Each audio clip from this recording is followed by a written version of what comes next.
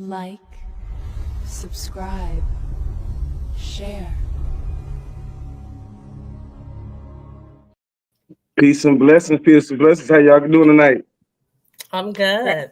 Fantastic. Yeah, I love gotta that give intro. big I shout out know to it was Chief fire. Black Rock. I'm sorry. That was fire. Yeah, Yeah. most definitely got to give big shout out to Chief Black Rock. If you need any kind of digital work, holler at the brother. First off, how y'all doing tonight? I'm doing great. I'll say we have an I, amazing. What's I that? was just saying, I'm doing fantastic. I'm great, great, great. Yes. Um, tonight we have a topic called hedonism, the ritual of pleasure. Hmm. That sounds like a real edgy topic. What are we talking about tonight? Pleasure. Pleasure. I Pleasure. say, Yeah. Well, the responsibility of the pleasure. ooh, I shall say. Would you like to go first, Goddess Sabina? You guys, excuse me. I do have a cough drop, and well, there is definitely nothing wrong with some pleasure, whether it's a little or a lot. But you have to have some boundaries with that pleasure, with who you're doing it with. And also, sometimes when you're doing it can affect, cause a certain effect. If you follow, the rhythm of the moon, and even sometimes following the sun, because all this energy is always available to us. And if you're with a partner who is in agreement with you, because it's really ideal. If you're single, you can still tap in and bring the effect that you want. But it is really excellent if you partnered up, because two going to take more to flight. It's going to bring it your manifestation. It's a little bit quicker. So you want to definitely be in agreement, and the man is in agreement, because if you're manifesting, if you're performing this sexual act for your house and he wants a business, it's going to take a little bit longer because you kind of off course. And if you're in agreement and you're, that power couple, get the first things first. It's really, important. Maybe depending on where you live at, focus on, him getting the business first and then bringing forth your house. But it has to, well, not it has to be, but it would be really great if we would use it for greater things than that, like starting a school for our children, so we can be, the ones initiating their growth in the direction that they're going to go in. It's not always about just houses and cars and, money.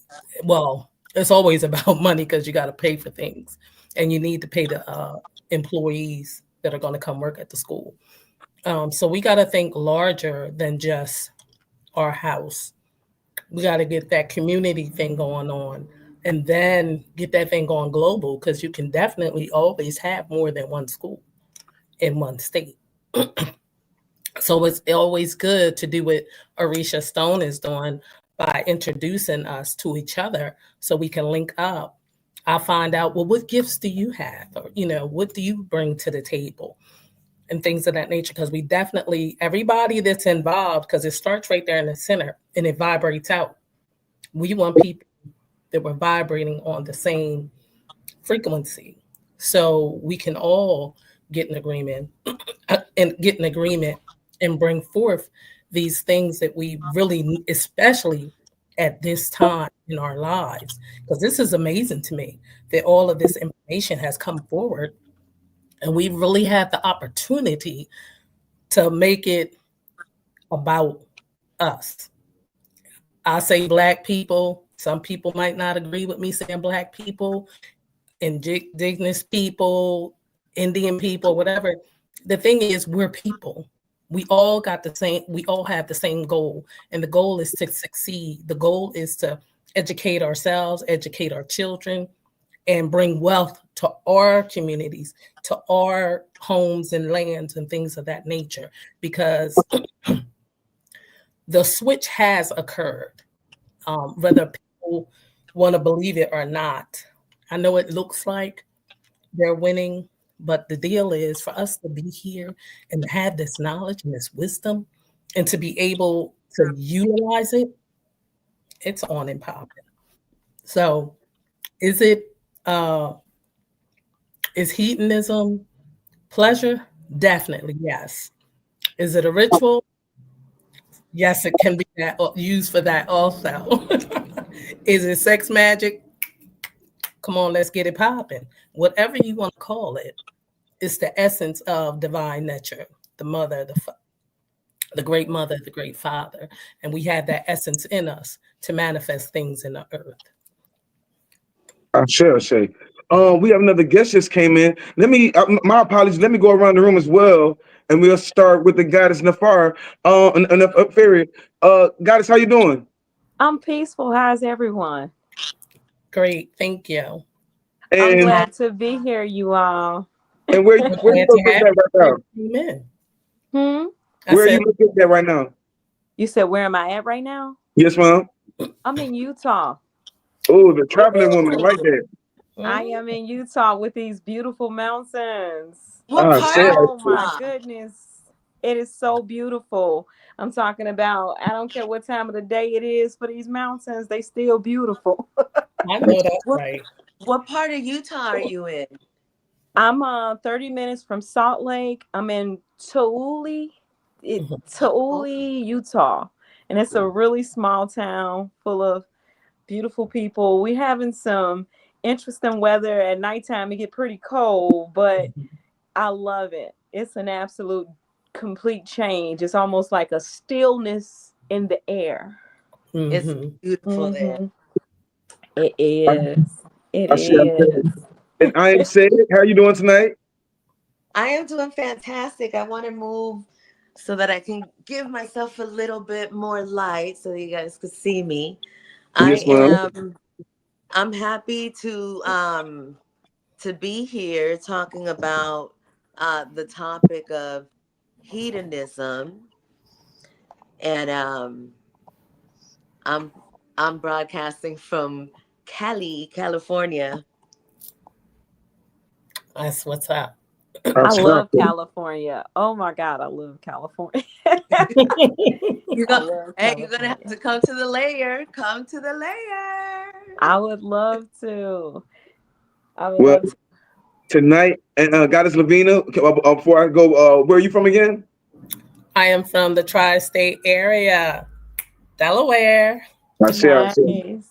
Well, tonight we have a wonderful conversation about hedonism, the ritual of pleasure, ritual of seduction, ritual and seduction.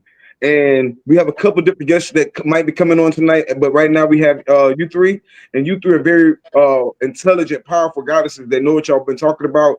Each one of you have your Thank own you. channels. And I love all your channels. I am Seg and Goddess Avina. Y'all have already done something together. Goddess Apart, we just had a live recently together, so I'm glad to have you back on. Oh, Um, absolutely pleasure to be here. yes, and I love what you said, Goddess Lavina, about everything is based on your intentions when you're talking about hedonism. I love what you said, but you also said something else when you said it should also be timed by the sun and the moon, because I don't think people really understand when they be talking about sex magic. I think they just talking about some let's just go do it, and that's the sex magic. I think it goes way deeper than that. And I wanted the goddess perspective on it because at the end of the day, nothing's more important than what y'all say. Because at the end of the day, the magic comes through your orgasm. Mhm. So, goddess, I am saying, you wanna touch on that topic? Sure. First, I would like to just kind of clarify a little bit that hedonism is a seeking of pleasure, but it has changed in a lot of different cultures. Hedonism is like because we're talking about in this instance is sexual pleasure, but depending on what a person finds pleasure, right, then that becomes Hmm. the hedonism. So we are Mm, all hedonistic at some level. because we are all seeking pleasure. It is the matter of balance, and it is the matter of, as Lavinia was saying, Lavina, Ache Lavina, what she was saying in regards to everything has to be in order. And so, in a state of how it used to be, I think it was Drake that coined YOLO, you only live once, right? So that sense of hedonism is about party and pleasure, no matter what, just be in the moment, no consequences, it don't matter. And so when it comes to using your sexual energy, now, if you want to play Russian roulette, you are welcome to do so. Most people are doing it right now.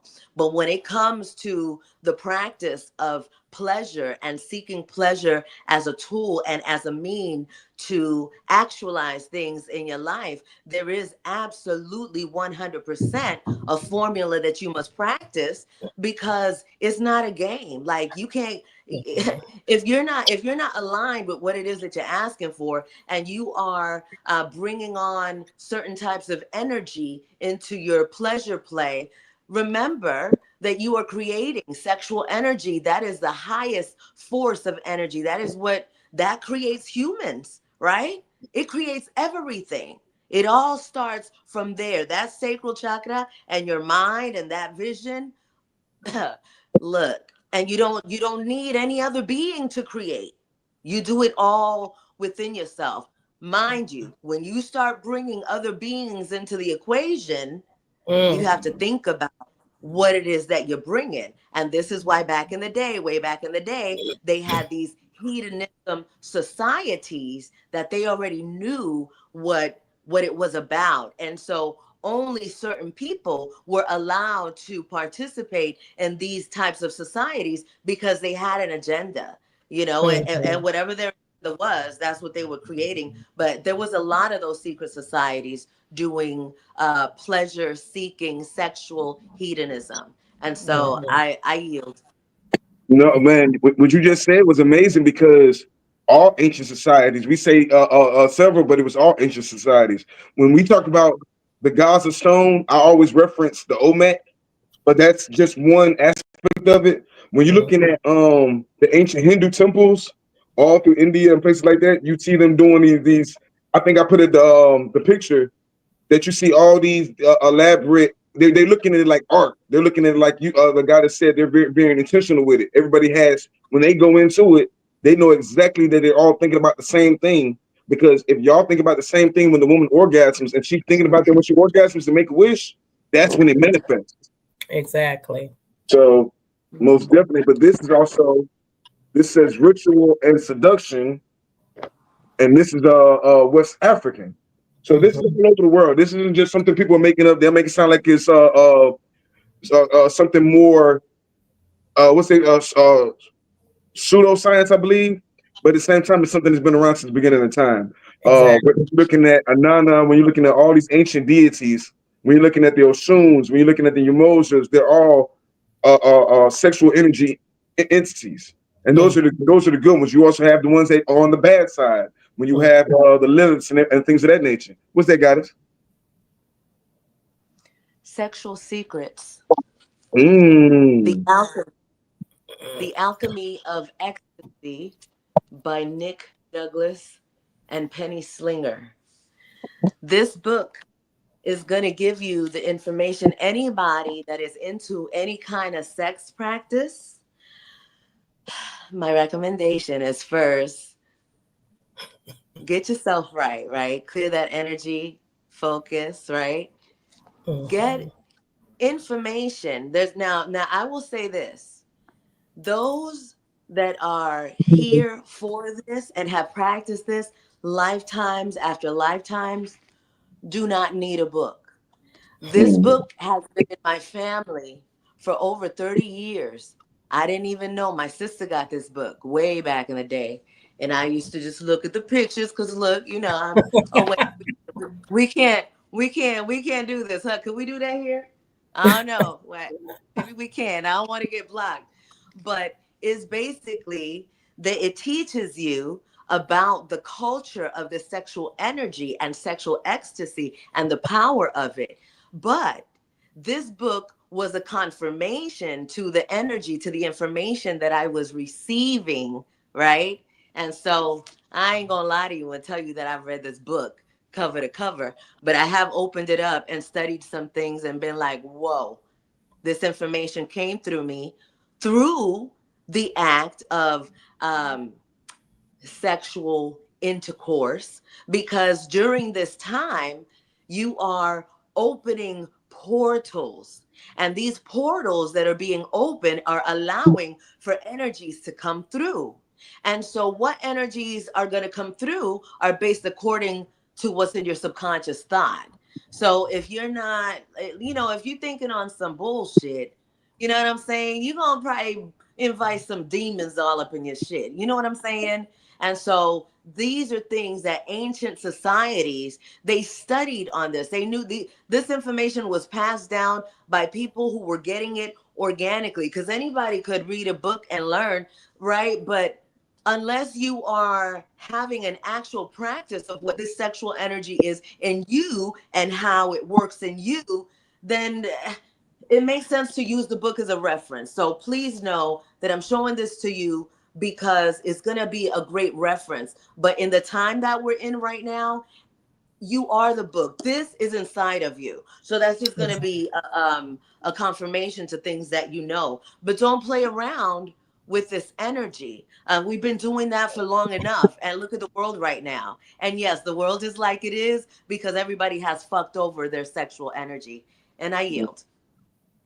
And the deal is, can I add to that I like how she said that the book is a reference, because the sexual energy and the sexual acts are according to who you are. What works for her is not going to work for me. So that's why it's important to know who you are, and to, like she said, have that connection with nature, with the great mother, father, so you can get the download for yourself, because that's how I got it. I got it. And the funny thing is, when I was getting information about it, I was like, what in the world? Because I hadn't at this point even started studying the Meduneta or things of that nature. I just had really went to another level in my sexual practice, because when I was younger, I was real rigid from being exposed to porn too early, from eventually being raped. So I was really rigid for a long time. So when I started enjoying sex, I was like, yo, I didn't even know it could be like this. And I hope that every woman everywhere is able to have the pleasure to experience an orgasm, because when I tell you, I can't even put it into words the way it feels, and don't go into sex thinking, oh, I need this man to do this. If you participate in a certain way, he's going to do what you want him to do, because like I said, it starts in the mind. So when you head into that with that intention of how it's going to feel and what it's going to be like, when you start moving, he's going to enter your flow, and it's going to be on and Something popping. different. Totally. Absolutely. I Yeah. wanted to add another reference book, if I may. Beverly Pascal, Magic is a very good read, and it talks about some of the specifics that we're making mention of. I remember, and like the sister said, I haven't read the whole book, but I was interacting with someone who had, and oh boy, that's a really good reference. The book Sex Magic by Beverly Pascal. Now, one of the things that he talked about was when two people reach an orgasm together, if they're working towards a common goal, they call it out, like say for example, two people, they're making love or something like that, they get into it, and when they climax, they call out specifically what it is they want to manifest. So he talks about manifestations when in the at the peak and through the orgasm, calling out what it is specifically what you would like to manifest. Like, so say for example, you want to become millionaires. You say, oh my god, I'm a millionaire.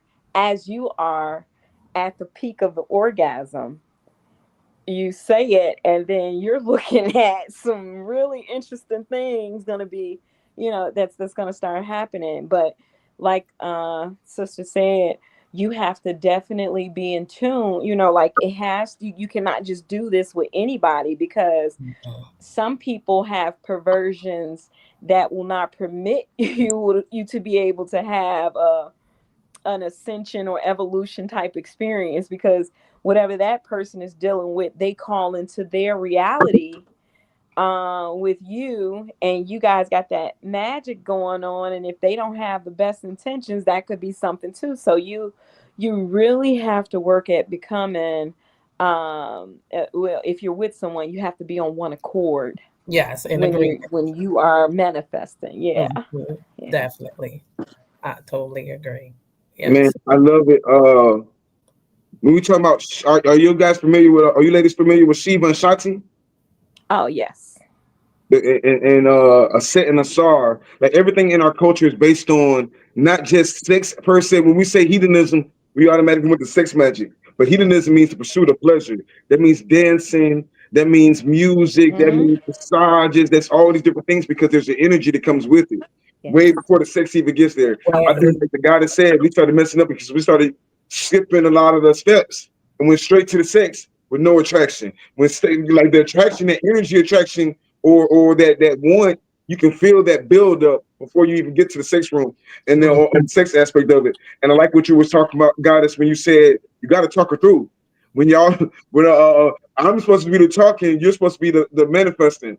The walkie-talkie is you're repeating what I'm saying to you. You're repeating this in your mind. You're not saying it out loud. I'm supposed to talk you through it. And then you're saying in your mind as you orgasm, as you explode or whatever. And that's what they call the cosmic drum aspect of it. Yeah. Like I said, but the one of the main ingredients for that so-called sex magic is attraction and is love, or things that we would call love. But because everything is so watered down now and it's so overly sexualized and everything's so over the top. The guy that said earlier that there used to be an order to it. They used to do it on certain moons. They used to do it on certain suns. They wouldn't have sex at all until it was the time on this full moon or this new moon, or in the sun, when the sun is like if you guys are outside and the sun is hitting your skin, and y'all, because like you said, the sun is information. So what's the highest information than to be outside up under the sun and absorbing that energy while y'all make love at the same time? So does anybody want to touch on that a little bit? Well, I want to say that when you were talking about you have to, it's more than just getting right to the sex. There is a buildup of that energy by communication, by simple touch, by smiling at one another, by leaving him little notes or calling him during the day and whispering something naughty in his ear. You know what I mean? It's not just, oh, let's get it and bang, bang, bang. No, no.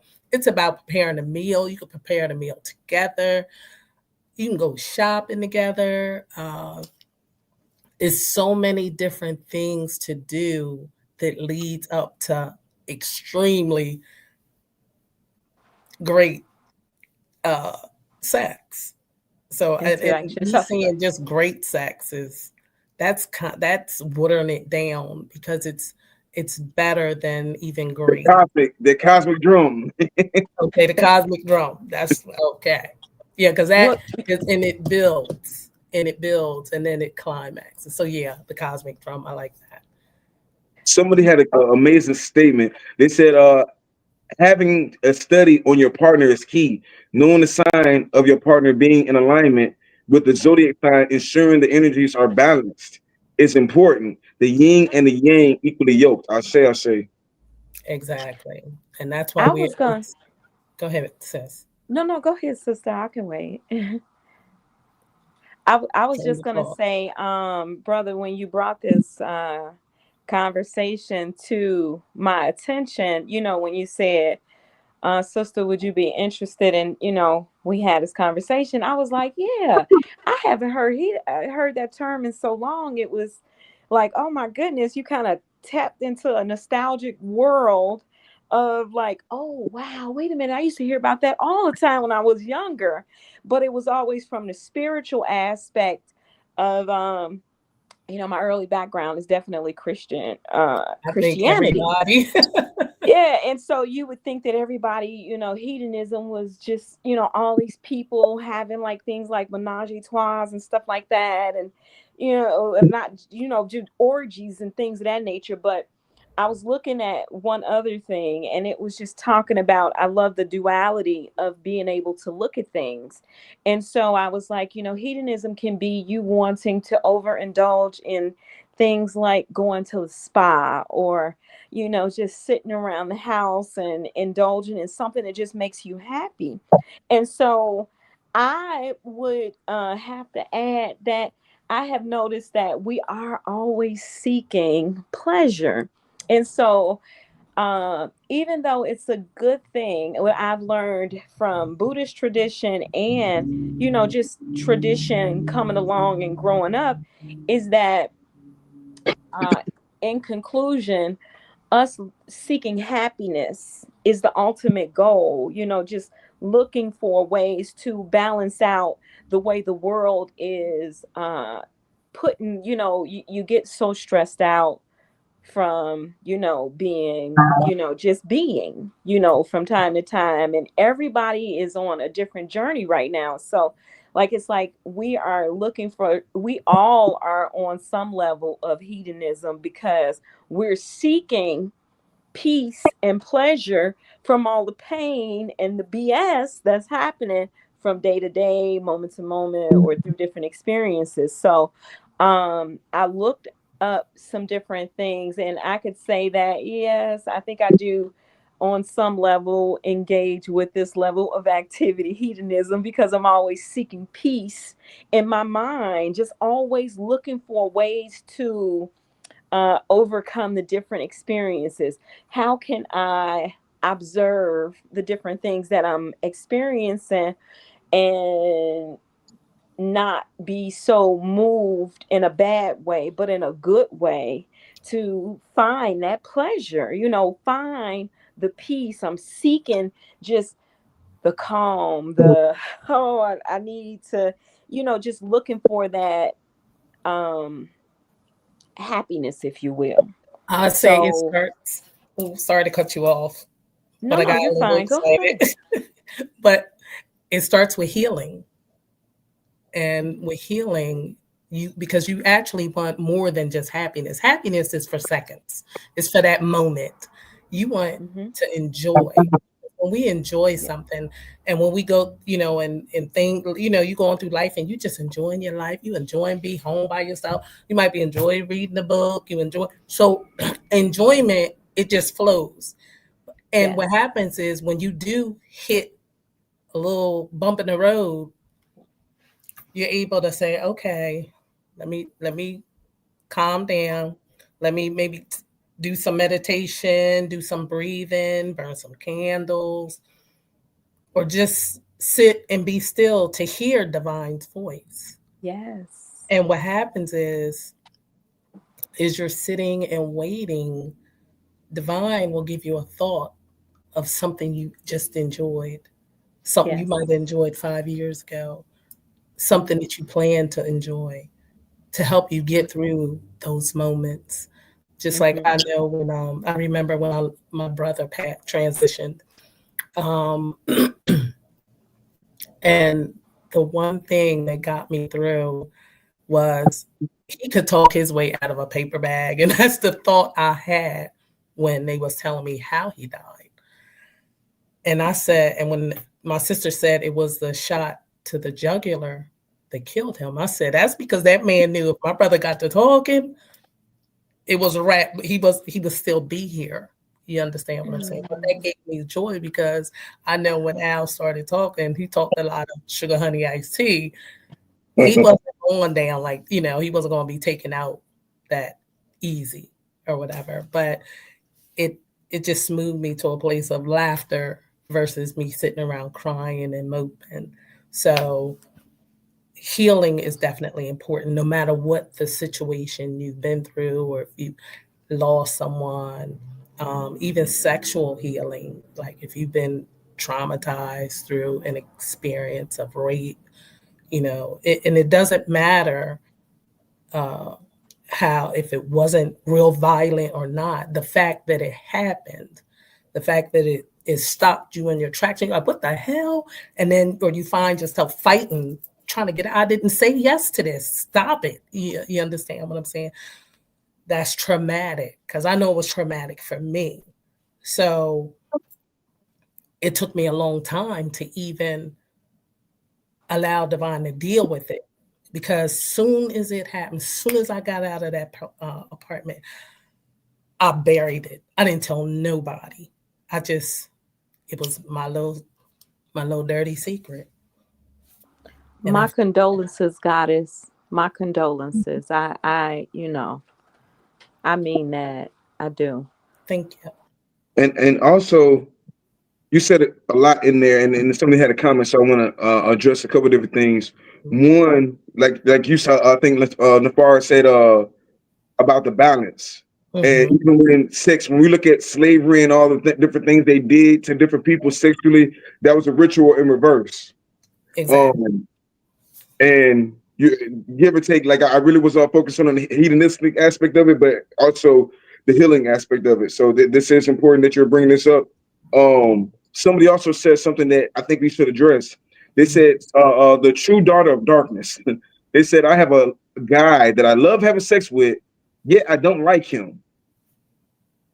And before I touch on that, does anybody else? I am saying, do you wanna tangle with that one a little bit?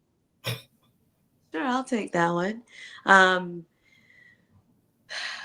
there are your body's like a computer system, and other people's is like that too. A way that you can tell if a person is a match for you on that level of if it's a physical sexual match is by the kiss. If you kiss someone and that person ignites all of your energy centers, then it's a match for you. And it doesn't matter what that person does. When that match comes together, it is a powerful match. And it's something that if you're not aware of how to handle that kind of relationship, it can have you jacked up for life or it can have you enlightened for life. And so there is definitely a reason why you have a connection like that where it's so physically fulfilling, but you just don't, y'all are not on the same vibrational frequency on all levels. So that's not abnormal. Can I add to what you're saying?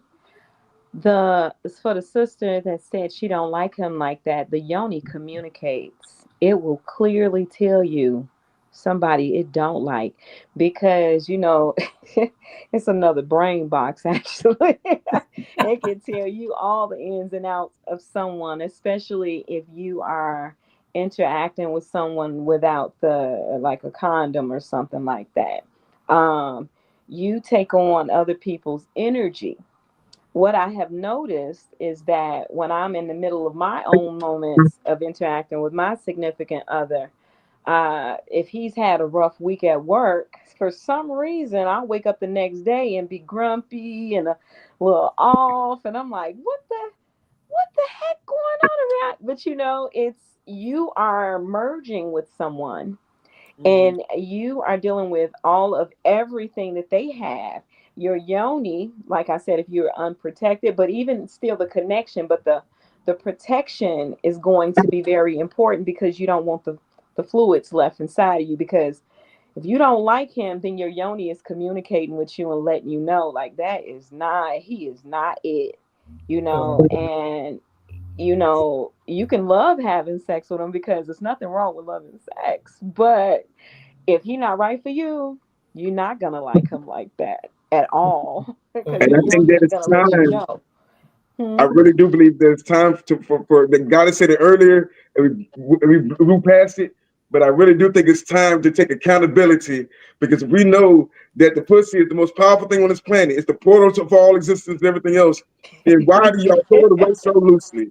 Women be like, "Oh my gosh, I'm not going." I've heard the craziest things when it comes to sex, and we could use it as an excuse for so many different things, and we can use it for stupidity, and we can use it for everything else. The vagina has killed more people than the KKK, all sorts of things. You know what I'm saying? And the first thing we say is, "I fuck him, but I don't like him." I I don't think that you might be on the right page because we were talking about hedonism, and that's connection between the mind, body, and soul. Yeah. You see what I'm saying? So many people are just like we said earlier, just having sex and just doing it. What connection are you doing if mentally you're not there? If mentally you don't like the person, there's a chance that because y'all just easy at this point, you're only doing it because it's easy, right? He don't like you either. That's probably you're easy for him. He's easy for you. Now, what are you manifesting out of there? Besides, oops, we got a baby that we don't want, or oops, there's a bunch of things that we don't want. And the first thing they say is, oh, the men are bad out here, but you out here fucking somebody you don't even like. How weird. You know what? I'm sorry. But no, we use sex in the craziest ways and blame everything around us about the existence that's going on in the world, but we don't even know how to use the vagina or our penises.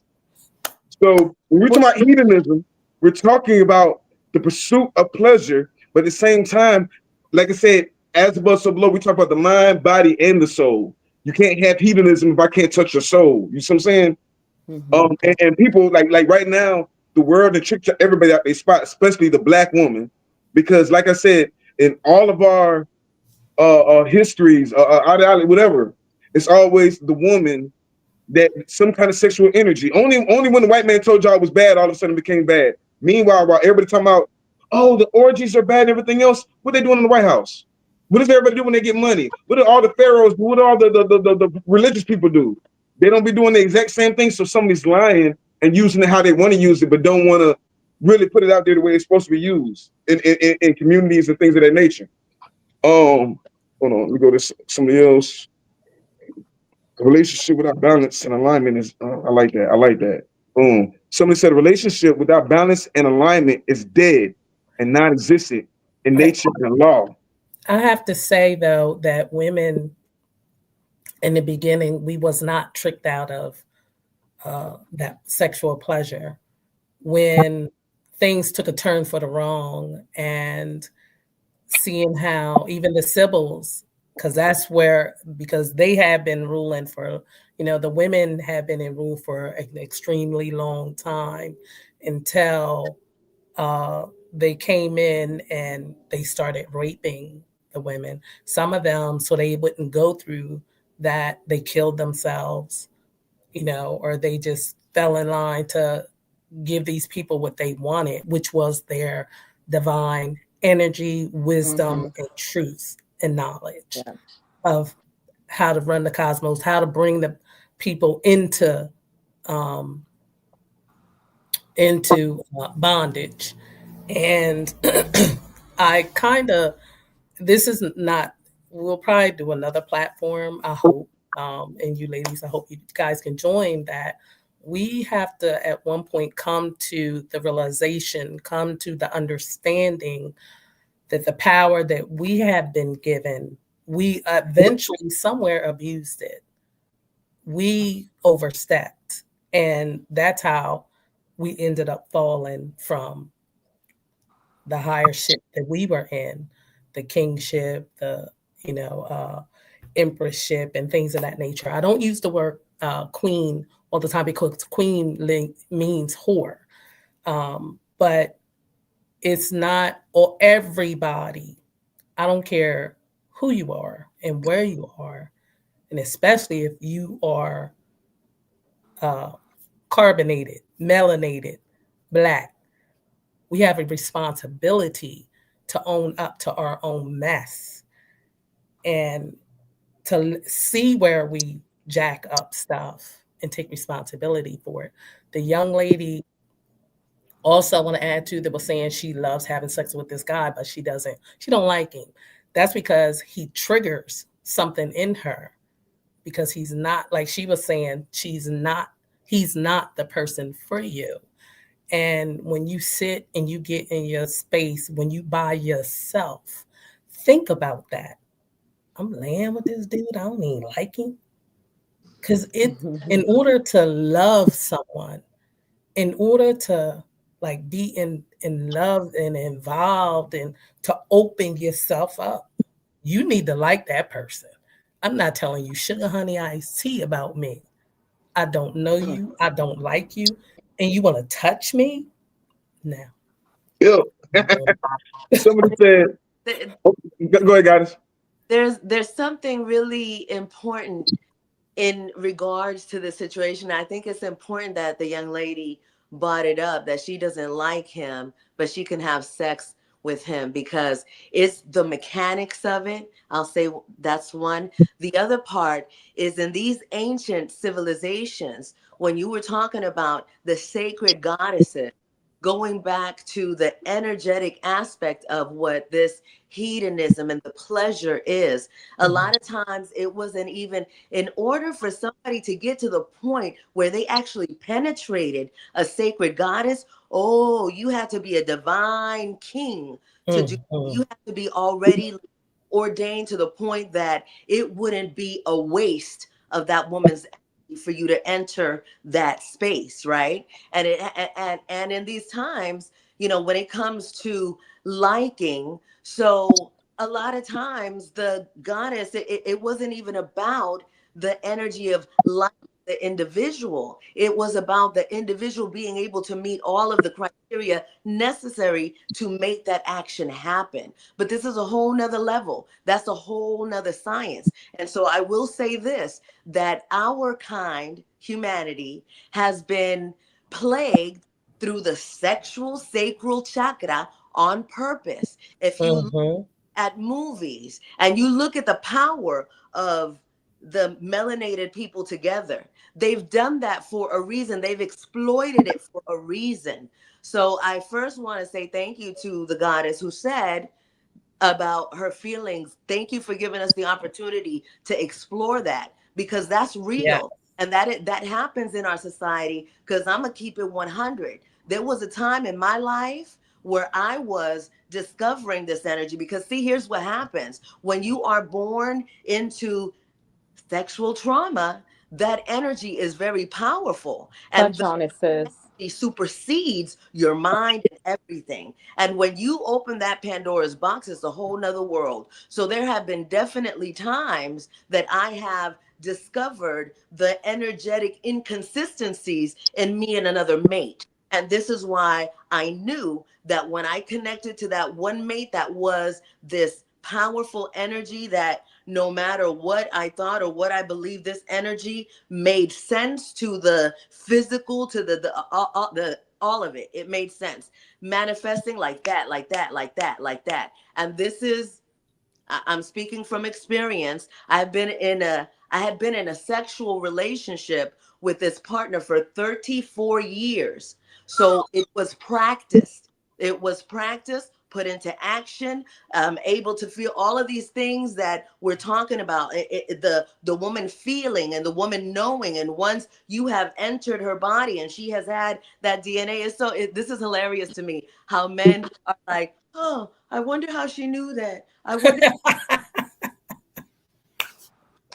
Can Any, can I just wanted to definitely point out that outside of the emotional aspect and our feelings of it, there is an actual science to this sacral energy and this sexual energy. And it absolutely does begin with the thought, but because of how this society has been, we immediately go to the physical aspect of what it is. And that lessens the power of what we're able to manifest, but it still manifests things nonetheless. And this is why our people have been oppressed, because it has been allowed. Once your lower chakras are damaged and you don't have any way to raise it up, then you exist there and you keep creating on that level. Because yes, when you create in a loveless relationship, in a relationship with anger and all kinds of issues, you are going to produce that. And trust when I tell you, I've had that experience as well.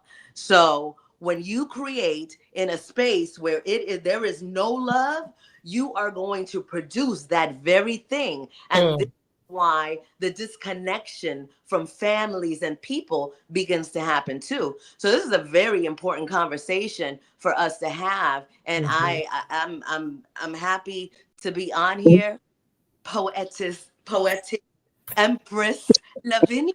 Well, wait. I have to say something to the goddess. Please, I hope I wasn't too, because I know my energy can be like,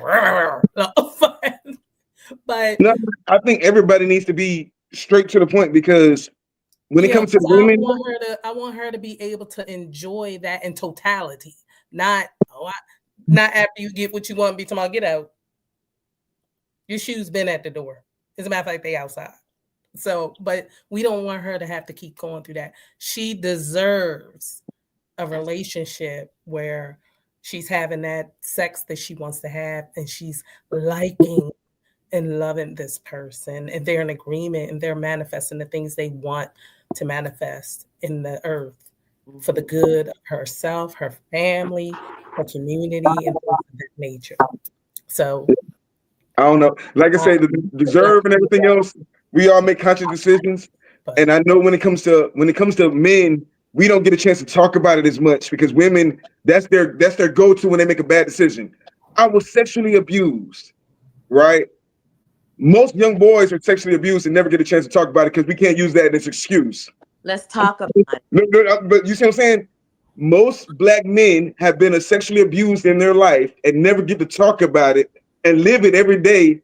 And meanwhile, a lot of people get to look at the women and watch them. Oh, that's your excuse? You see what I'm saying? all women are not like that, though. All women are not like that, because No. I'm not saying all women. I'm just saying we got to get out. I totally agree with you. We talk about traumas, and me, I was hurt so bad. And me. Everybody's been hurt. Get over it. Everybody's been hurt. See, that's because they don't know, Orisha, that the home is the temple, the sacred temple.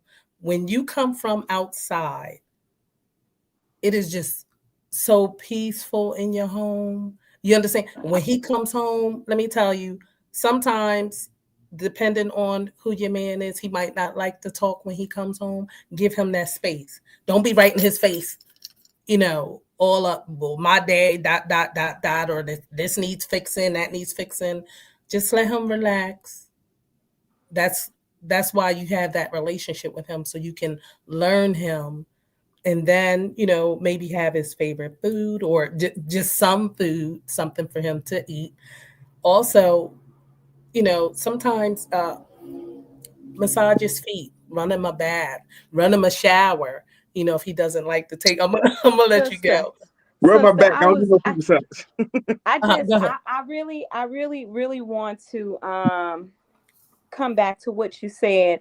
I kind of got away from the point that I wanted to make from earlier, but let me tell you something, brother. We are all actually experiencing some level of sexual trauma. Men choose not to talk about it, but they should. But they've been I'm not upset That's or opposed. Hold on one second, sister. I just want to make this point real quick. Mm-hmm. I am not opposed to listening. That's the first thing. The second thing is, when you look at a lot of women and men, we come from a history where we were, I didn't say just women, but we were abused. Men were raped. Men were going through trauma. We got history of people having some level of this type of trauma happening consistently, and it's never addressed. And this is how we repeat cycles of different eras of the same type of trauma, because it's not addressed. That's the first thing.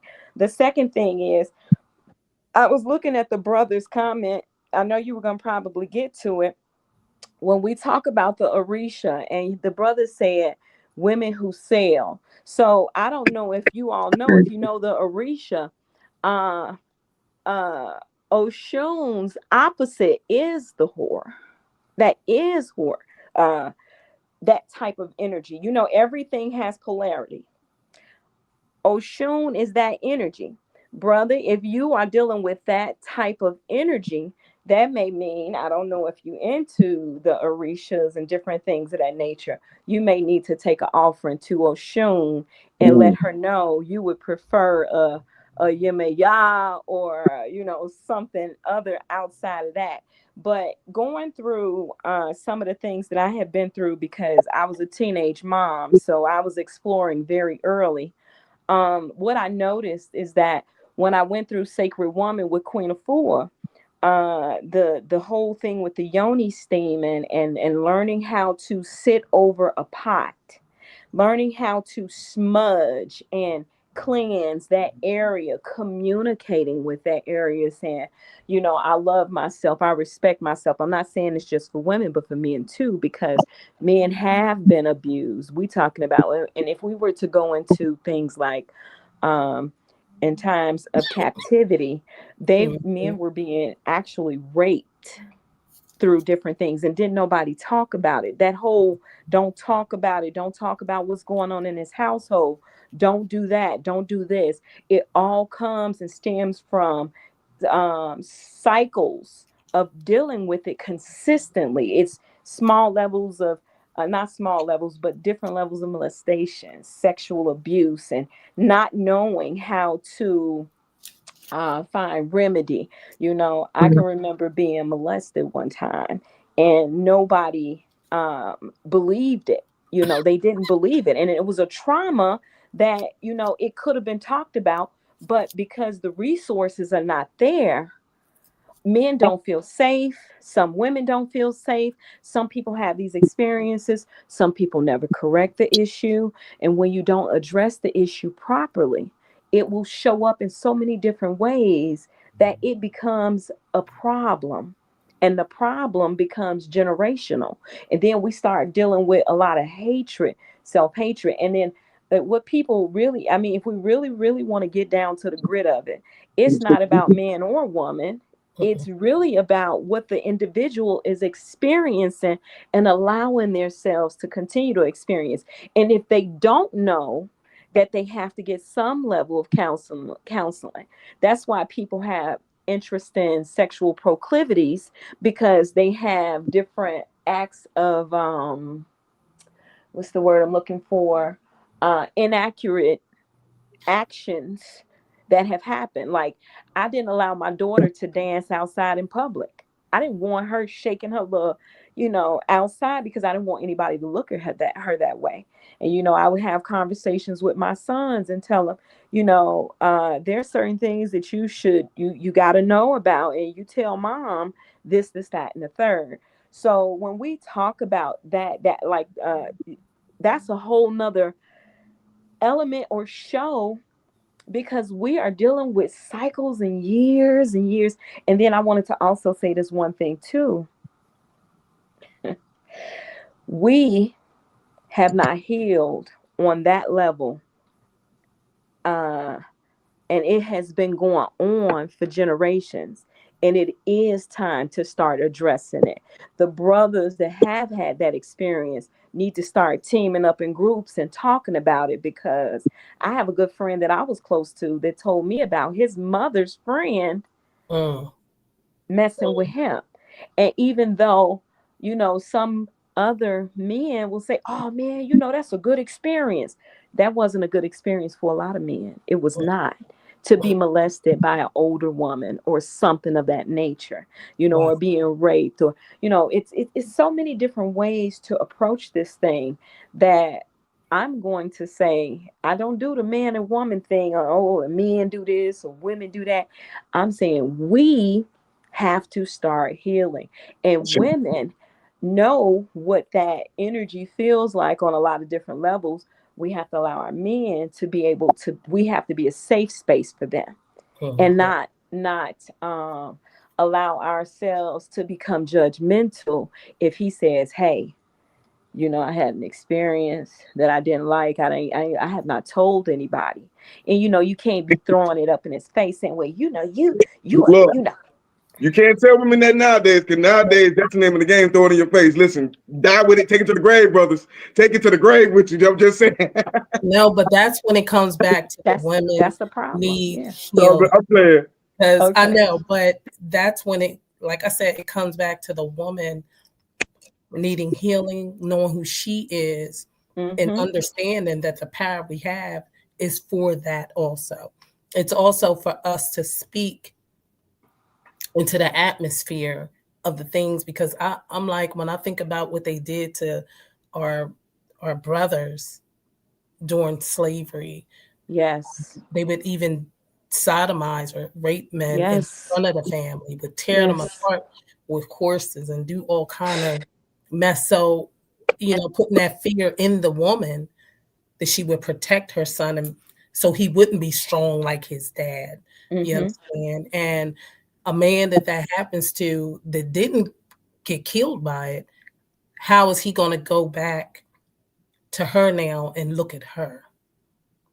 You understand? We don't even understand that on that level. So being as though we don't, that's what we do. We understand, I got this healing in me. Just come here. You understand? Just come here. Absolutely. Yeah. And that's how we need it. Even if it's not our man and you see a brother is hurting, don't try to swoop in to get him. Swoop in to help him. That's what we need to start doing, because everybody that you meet is not for laying down with. That's right. And I had to learn that hard way. Say that again. Can you say that again? Please say that. Everybody we meet is not for us to lay down with and have sex. It's for us to be that brother and that sister. And I missed that opportunity because it took it to another level. And what the relationship as a brother and a sister could have been.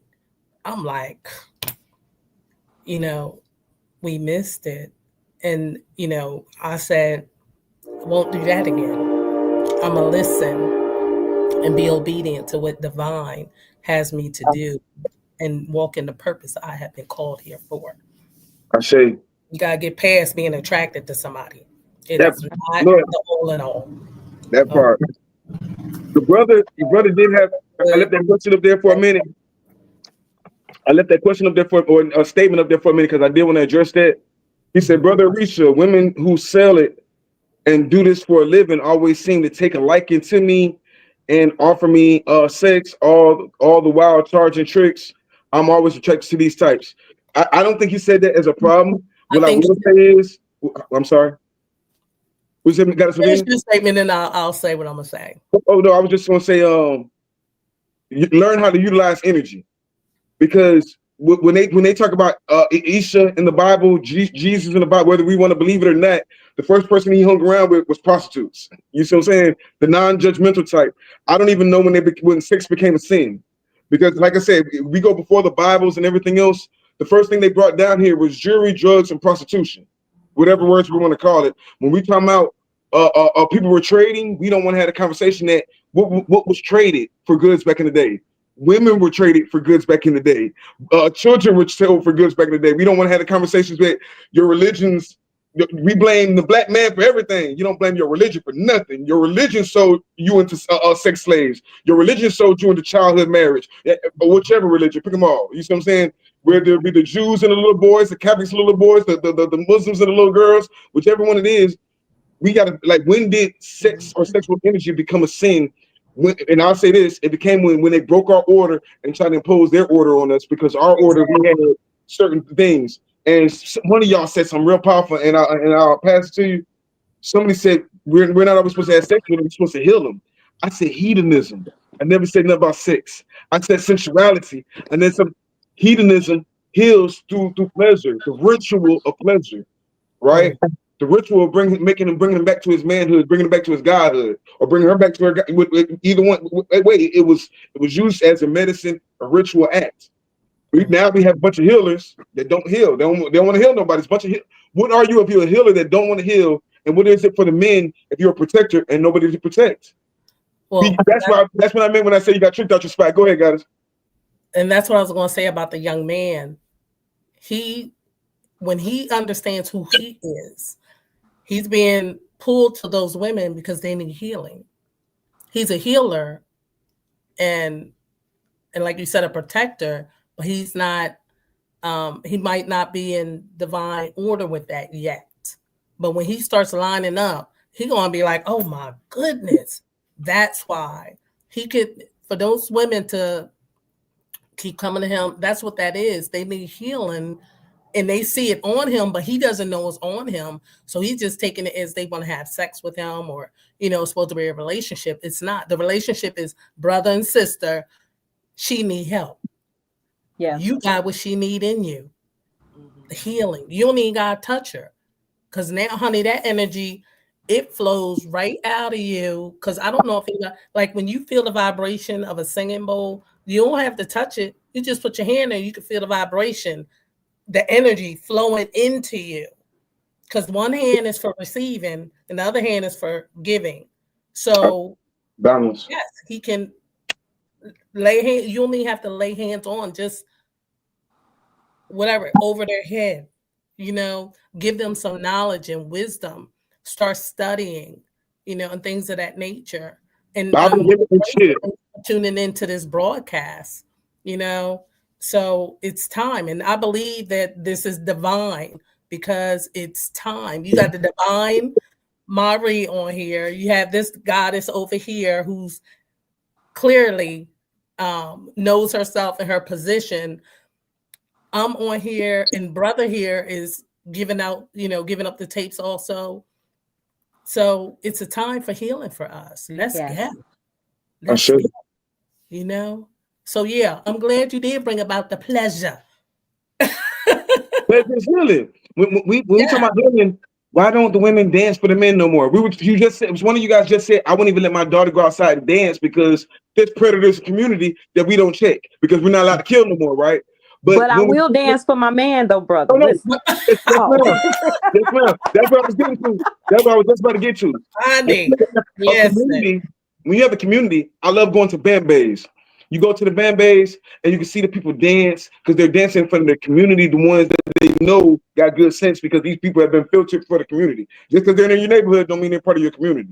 Now, in your community, you dance. That's why we always went to the so-called club. We always were tribal. We was always That's your belief. nights. Besides, I mean, think about it. Every Friday, even in Islam, is Juma or party day. You see what I'm saying? We come together. We come together. We bring that energy, like you said, just being around each other's energy. So much so that Muslims be like, put the women in a whole nother section, put the women in a whole nother room. But when it's our culture, we all around each other, feeling the energy of each other. Yes. That's what we just said. Shiva and Shango. We just said Shiva and Shango. They're dancing, beating the. You see the drummers around the fire. That was energy. Singing was the energy. They took that from us. They took the drum. They took the music. All the vibrations we talking about. They took that from us. The one thing we're gonna have to stop saying. Yes, ma'am. Because they ain't took nothing. That's right. We stopped using it. I say. I got a drum right here. You want to see it? I believe you. But you know what, though, sister, that is the case in a lot because we are missing culture. We don't have we had to create our own as a result of this it's always been it's always been there, sis. I know. You know where I would go when I went to the club, because I stayed in the club, honey, because I was like, I got to release some stuff. Hold on, sister. I stayed right in front of that big behind speaker. They was like, you can hear? I was like, no. Yeah, absolutely. I'm not disagreeing with you. You can feel it. That's why you understand? I'm not disagreeing with you. I'm saying a lot of ways we have lost it. When they did what they did with the people, they used to make them circle around a tree, I think 7 or 9 times or something like that. And they took it away from them. And then you got the generation of now, I call this the microwave generation, want it quickly. If you set them around something that looks like culture, they'll be like, what's that? I ain't into that. And it'd be like, like I love music naturally. I do. Like you can put some beats on and I'm going automatically, I'm going for it. But when it came to finding out who I truly am, when I tell you searching, looking, trying to find, I didn't even know women were as divine as they are until I had the chance to explore outside of my mother's tutelage. Because she taught me how to be a lady, but she knew nothing about culture.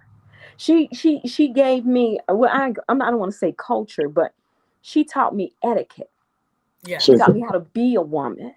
But she couldn't say, this is what you came from, and this is what we did at this point. She showed me through action how to cook, how to make sure I cleaned myself, and how to clean a house and things of that nature.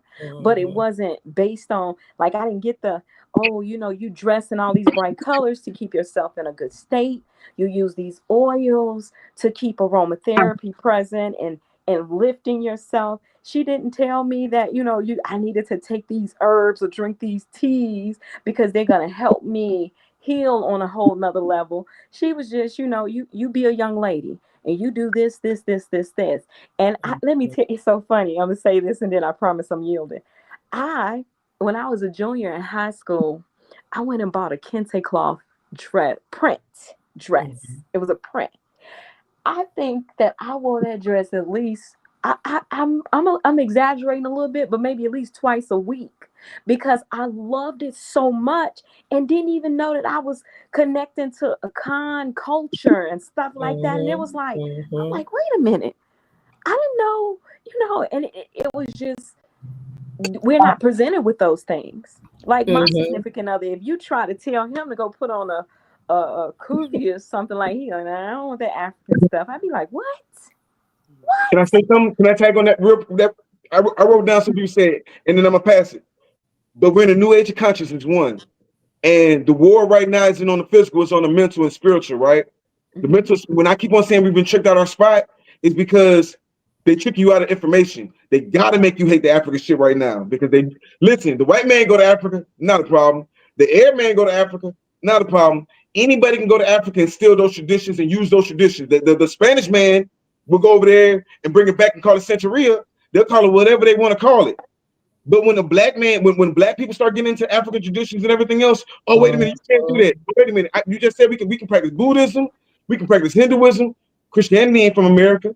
We can practice Christianity. You can practice Islam, but don't practice African spirituality. Now, I say that to say you just said something about that cloth. Say the name of that cloth again. Kente cloth. Did you know that when you wear that cloth, it fucks up AI? They can't facial recognize you. When you have those patterns, it will fuck up. That's technology, and they're tricking you out your spot. They're tricking you out your spot because I deal with this every day because I deal with bloodlines. I know that if I grew up in Mississippi and my Washington side, I went to the reservation. I said, yo, I was talking to the fake ass $5 Indians, and I said, yo, what can I do to have my son on the reservation just to go against the system? He ain't getting no birth certificate. I want to have my son on the reservation. They say, no, man, we can't do it. So those $5 Indians, even though we claim that we all the same, those Mongolians didn't allow us to even have my child on the reservation. You know what I think about Juju? In the people in New Orleans, the people that was practicing African traditions. That's why I can't never speak bad on them. Yeah, the average African might not be that intelligent. You don't think that's not by design? Just like you said, that we don't understand. We sit here and talk about the spells that have been put on us. We talk about all these different magics. And we talk about sex magic, not realizing the Pope was sitting up under there, under the black woman, making sure she don't hear none of our prayers, because you're going to pray to him first. Wait a minute. He's the one filtering it if you want to be technical about it. And the Catholic Church is over the Christian Church. Meanwhile, he's sitting under that Masonic sign with a G in the symbol, because the G represents your G spot.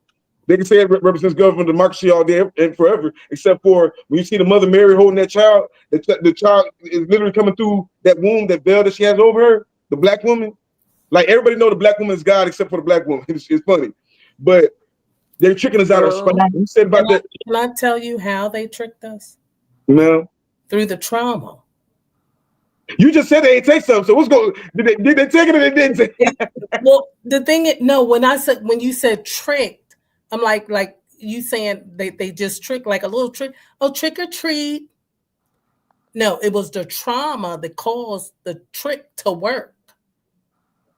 Yes, ma'am. Because people keep saying, remember who you are, remember. They forgot because they was traumatized. Didn't I just like when the mother and the child seen the dad get jacked up like that? Yeah. You want to forget the first, what I say when that mess happened to me? I forgot. I buried it. So when you bury stuff, you bury who you are. So is it safe to say that trauma is a distraction? Trauma is the tool that they use. Why you think they got people traumatized about something that they claim coming from outer space, and traumatized about the money, traumatized about people being hungry, traumatized about people are just they freaking out. No, Because wait. that's trauma. But wait. That traumatized is traumatized. That don't mean just because somebody said they're traumatized. I think people are word playing and they just use the words. You Well, can't be let me tell traumatized you because the words something. come from space, huh? You only gonna cry wolf one so many times. When they, trust and believe. Traumatized. Don't play with If you being want to say that about, traumatized. 'Cause keep speaking that stuff on. Remember, your words got power. And you keep going around talking about you traumatized and you have not been traumatized. Whoo. that's why people, like I say, those vice versa, the evil balances. When people play that, they take away from people that really have been the trauma. Now we don't know Right. who needs to be healed, and now that's why some people look at when people say trauma and all these other things, will say trauma bonding. We don't even want to acknowledge it because we'll say it's trauma bonding if we face it, because so many people do cry wolf, but then some of us ain't crying wolf. So it's a lot to that. So each one, like you said, know yourself. You got to heal thyself, know thyself. They tell you 1,000 times nobody can save you but you. Now, once That's you right. realize that you're the superstar, once you realize that you're the God, and when I say God, I mean the overall mother. You see what I'm saying? The overmind, the matrix, whatever you want to call it. They have so many small, minute words that we call it, and that can't bother me. Those little words can't bother me no more. I know what real trauma is. You see what I'm saying? The little stuff these people been saying that traumatized them, they haven't seen the darkness. They're not from none of that, so they can stop that. Nobody can take that shit serious no more. Trauma is a distraction. Now, going back to what we were talking about, I'm saying I know you had something to say, Hickey. At this point, I'll just address Divine Shalotis, who says, so a woman who has sexual energy needs to channel that energy to healing and putting it to use like self-love. I will say yes, but not just a woman. A man also has that same kind of powerful sexual energy within himself as well. So it's important to recognize that. You know how some women, they say that their yonis are laced with gold, right? Well, you have that divine masculine that has um that penis that makes the woman go wild. And that is part of your energetic imprint, is part of your power. It is definitely a testament to your healing ability, because sexual energy is absolutely everything. So when you know how to manage that within yourself, that is something that's very, very powerful. In And I wanted to also address that the women were talking about the healing that has to happen in communities.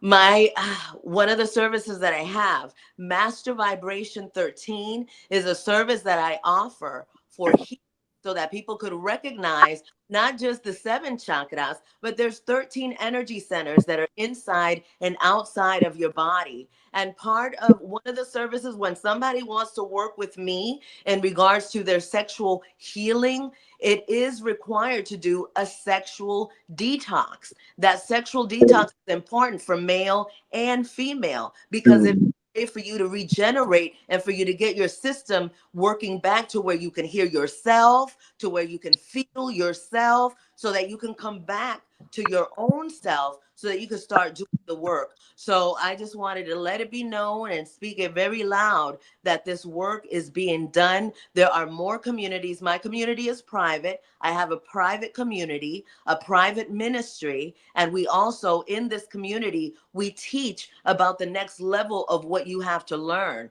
Because once you learn yourself and you recognize who you are, then you're ready for that conversation about financial healing and financial abundance and sovereignty and freedom. But if you don't know who you are, that's going to sound like jibber jabber to you. So we got to heal our energetic systems and recognize who we are and how powerful we are individually. So I honor the womb, the yoni. I also honor the power of the phallus, because I know one time in my life I had one of these two. I yield. Yo, just tag team what you said. That's why I have the three of you on there, because all of you are master teachers in your own right. Uh, Goddess, can you tell me your esoteric name? Say I don't want to mispronounce. Nefera. It's Nefera. like it's like Nefertiti, but Nefera. Fair. Yeah. And we did a whole lecture on Haru one time, and she did amazing. Go check out that lecture. And she tapped into that. I am saying, me and you are always running on some kind of sexual healing and different things. And Goddess Lavina, you literally wrote the book on some of these things. You see what I'm saying? And you're always teaching on the setting asar energy and things of that nature. So a woman who has high sexual energy needs to channel the energy and the healing. I don't even think I need to say nothing about it. You had it perfect. You had it perfect. Self-love for sure. Um, Also remember, everything that glitters is not gold. Many are tricked by the human eye, searching for something on the outside rather than what is on the inside of a person, knowing the character within. I say. And that goes back to also when we're talking about our culture, whose eyes are we looking through? We're looking through the eyes of our oppressor. We're listening through the eyes of our oppressor. We tasting with the tongue of it. You see what I'm saying? We want everything that they wanted because that's what they were programmed. That's how we're programmed. But back in the day, it was for men, we had to do a whole rites of passage just to mate. You see what I'm saying? We really had to go hunt. We really had to go do different things. And we do it now in the physical, but we had to go get all these elaborate feathers. We had to catch that bird. I know that means nothing to you, the ladies, but when I was young, we had to go chase these little chickens. And I know y'all might not know how hard that is, but you had to catch that chicken. You see what I'm saying? So that's just the small things you do as a child, and then you work your way up all these different things to manhood. And we've lost that. We don't even have the rites of passage and things of that nature. So, that was a powerful statement. I'm just trying to get a couple of them. I love my sexual attraction to him though. Okay, I say. I would like to ask the sister, what happens when that sexual attraction when it disappears? Because we can please the gonads, but that's why it's important to have that your connection, soul that is not being met, honey. Because I'm gonna tell you what women, what you have to understand is that 20-year-old body, that 30-year-old body, and that 40-year-old body ain't gonna be there forever. That desire you have to want to throw yourself at him and that you're not gonna always feel like that. How you doing, Goddess? Jesus. Yeah. So you gotta, that's why it's important to know thyself. So when you get to that place, and for him to be in agreement with you, where your life is going, that he can understand until you come to a place where you can deal and get some herbs in you and heal that whatever's going on, inside of you, to get back to a place where you can be all a little, okay, honey. But it's the deal is healing is very, very extremely important. Knowing who you are and loving and liking, not just loving yourself. You got to like yourself. Because I remember I looked in the mirror for years and did not like myself. When I got healed and start looking in that mirror, I was like, hey, girl, and liking myself. I love seeing me. I love who I am, and the healing is a process, it's a continual process. Maturing is a continual process. Because I know somebody came at me a little wrong, and my thought to jack them up was, I was like, okay, now calm yourself down. We're not doing that. So it's this in this life, it's a continual process, but it is so rewarding. You'll feel so good about yourself. You will literally, when I say like, I'm glad I love myself, but to like, for me, it's a big deal for me because, like I said, coming up, I didn't like myself because, people was always telling me I was mean, but I had to fight since I got on the scene. I'm the youngest of 6 brothers and sisters, and home supposed to be safe at, huh? I noticed that too. My mama from Philly, right? And I noticed that that's a common thing with women in that area, that all y'all like have that same energy about yourselves. Like that's why I'm so familiar with the Oya energy, and I respect it because y'all did it, had it hard, and it goes back to there's no tree. Well, I'm not sure where you're at, but Philadelphia is all concrete, no softness, jungle, no. Yeah, it's weird. It's real weird up there, and then all the women have this little toughness, this weird tough shell. And if you don't understand it, you don't understand it. but that needs. Yeah. Oh, she said the concrete rose. I also want to welcome Ra. When you were talking about herbs, I had to bring her on the scene because she's the herbalist and she also does homeschooling and among a lot of other things. I think she'll be with us in a second. And this one, the comment was beautiful. Don said, "This one beautiful woman, I was once this one beautiful woman I was once with was molested by her father. I was so shocked and naive to how prominent this is in our society. Damn, my heart goes out to you, sisters." And that's that. I hope that speaks for everybody. You know what I'm saying? We be wanting to address it and everything else. We don't know how. You know what I'm saying? Especially when the black one at this point in time, they're putting the narrative out that the black woman hates the black man. The black man hates the black woman. So damn, it's like, how do we heal? How do we shit? If we knew who it was, tell us who it is. Because a woman would be like, he molested me. Well, put him out there so we can go ahead and do what we're gonna do to him. But remember, it was always Put hush it out hush. there. And What? it was always hush hush. Saying We're in 2025. We're in 2025. I'm not talking about 20 years ago. As of right now, put it out there so they can go ahead and be handled. There's cameras everywhere. Put it out there. Tell on them. Do what you need to do. If she was wanting to tell you, she wasn't telling you from the, oh, this is what happened to me. She was telling you because she loved you, want to see what you were gonna do about it. But you know what, though, brother? That's a good statement. But a lot of women don't have that type of protection.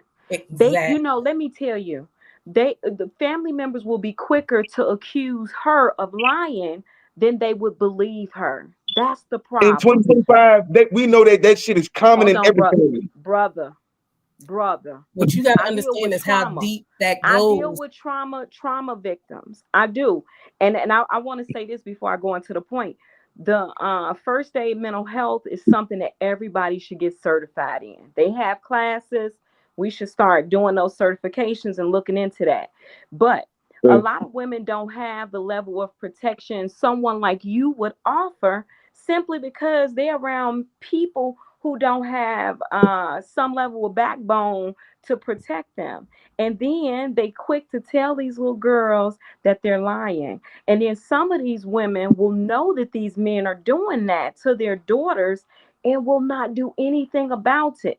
That's why I'm saying this mental thing, the mental health, the cycles of trauma that we have experienced, people sometimes are scared.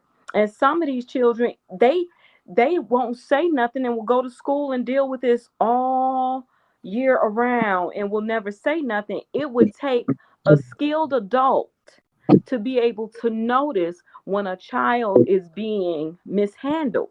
So this, so say for example, you have some of these young people who know that they don't have anybody to protect them.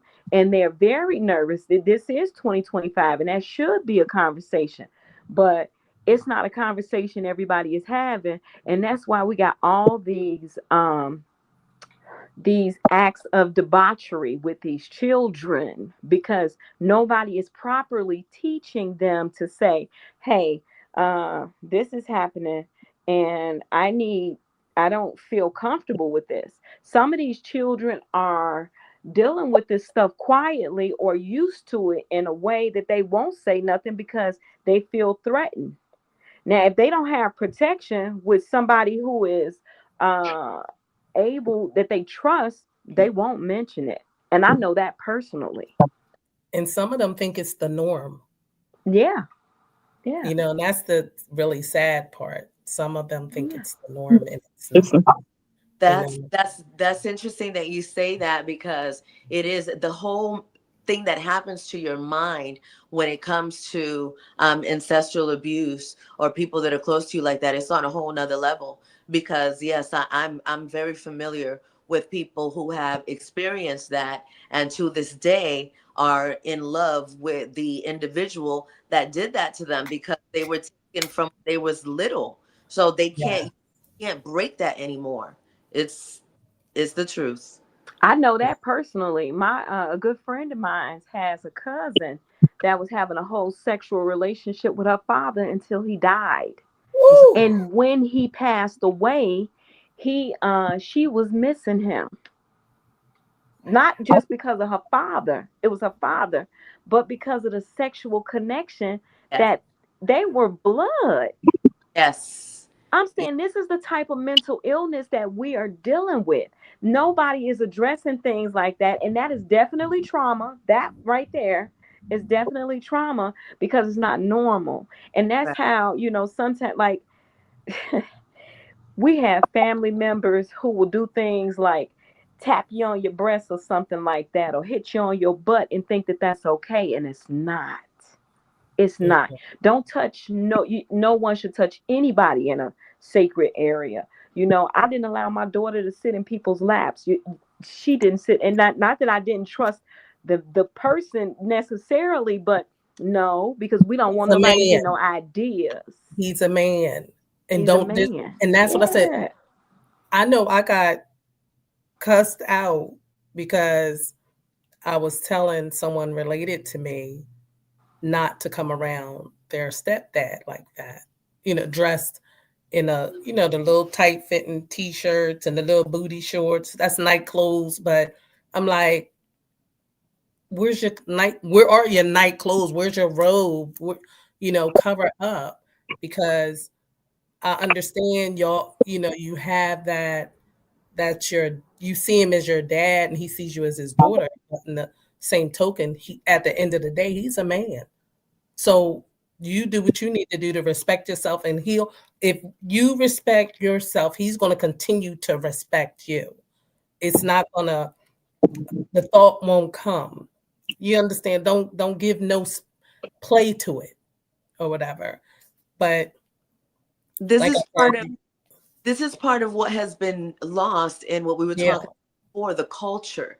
There were in culture in communities when the young people were taught. I'm gonna speak on the women. The young women from the age of 1 through 13, they were learning about womanhood. I mean, of course, when they're babies, that all that process, but when they get to a certain age, they start getting prepared for womanhood because their body is changing. So they're learning about themselves, and they're learning to have pride in themselves, and they're learning to, all of this information is already gathered in those minds like that. So it's a whole different effect. Now we have this expectation of people to have pride, and you're a woman and you should know better, or whatever, but you're not allowed to talk about sex to your adults, or to that's a taboo topic still in 2025. Young yeah, people are learning from each other. They're yeah. learning from the internet, learning Come from, on. Hmm. you know what I'm saying? And it's this effect, when it affects the mind, it's forever. And so Hmm. until we're able to bring that culture back and start teaching young women and young men what it is to be human in that body, be it a male body or a female body. You know what I'm saying? We need to start bringing that back. However, here's the kicker. In order for us to bring any of all of that back, you got to focus on yourself. You got to work on yourself so that you know what is the truth, so that you can know how to discern information. Because in this era of misinformation and information everywhere, somebody that has a strong opinion could tell you anything. And if you're not grounded in who you are, you will get swept away in that information. So Yes. it's Yeah. important to know who you are so Yeah. that you can do this work. Right. And to touch on that even more, it's just like in the person who uh like came at me when I said that to them, to the sister. I'm glad that I've come into understand some of the energy. Like we have that segment energy where you gonna go to war, you gonna fight, you know what I mean? You gonna fight for each other, but you also come at each other, and that's not good. But now I understand where it comes from. I'm like, okay, when they're in a place where they can receive that from me, I could share that with them because it's being passed on. Because they always say when somebody passes away and then a little baby comes, they're like, that's so and so. Well, they were saying that about my great niece. They was like, oh my goodness, she just like Aunt Bean. You know, I'm so thankful I'm here. You understand? But now we see where it just carries over because I've come to the place where I understand what the energy is, but I'm in a place where I'm slowly trying to relay it to them so they're not, you know, going to come at me with, they don't want to hear religious stuff or whatever. It's not religion. It's sacred science. It gives you an understanding of who you are. One of the reason why you flip, when something doesn't go your way, the reason why you snap if somebody slightly says something to you. Or I remember, because I like fashion, and people would want to come up to me and say they like something I have on. And so they're looking at me. I'm like, what the fuck are you looking at? That's that segment energy, not understanding it. And segment is she's not just about war. She's about healing also.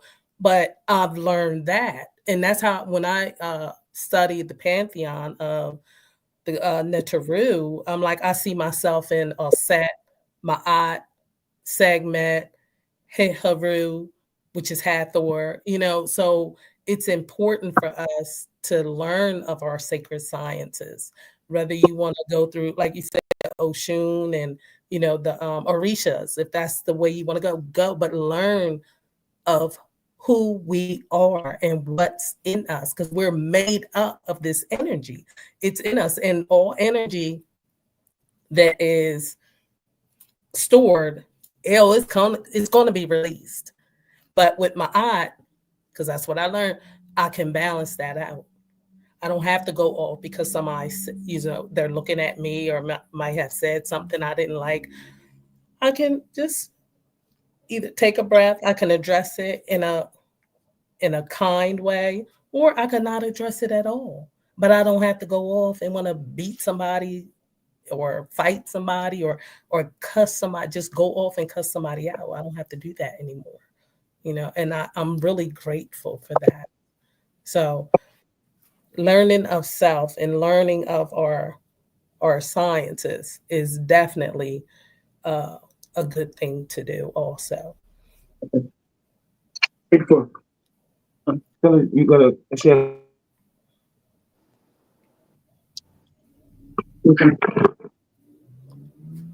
Hey, goddess. Peace. How you doing today? Good. Peace, goddesses. Good. You talking about? They were wanting to know, how do you spell kente cloth? It's K E N T E. I put it in the chat. Thank you.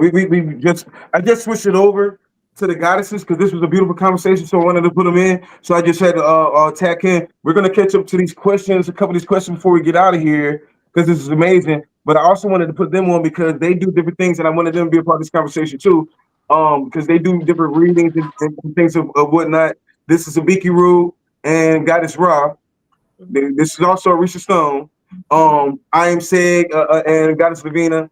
And when you were talking about all these different classes and things like that, I wanted to bring so they can have good ideas because they have their own different realms and communities as well. So they're about to take a couple of the questions in the chat before we get out of here. And then y'all can finish it up. And I want y'all to go around and all talk about your businesses and business and deep yours. And then, yeah, you'll just do it like that. She's about to take a couple of questions.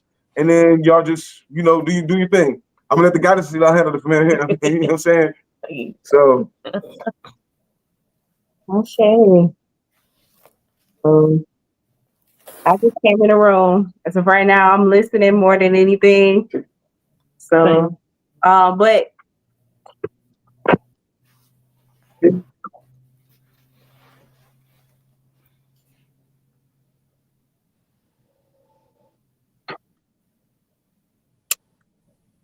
all right. So far, I'm seeing this question. Do you all call your lovers or husbands daddy or zaddy? My father was a hero, king of our household. They feel like saying that is kind of perverted.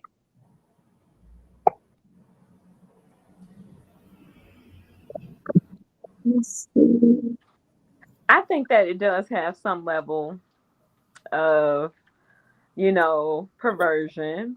It does. So I had to be kind of like corrected on something like that at one point because I thought it was cute, but there is nothing attractive about my parents. So it is not a good no. Well, I agree that I wouldn't call my mate daddy. Um,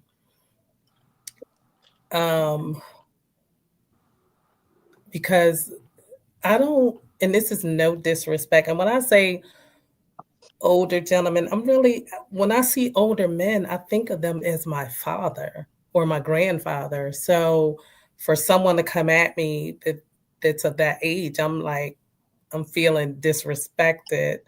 I don't cuss them out or anything, but I'm just like, that's too weird. You need to be kicking some knowledge to me or something instead of trying to, get with me or whatever.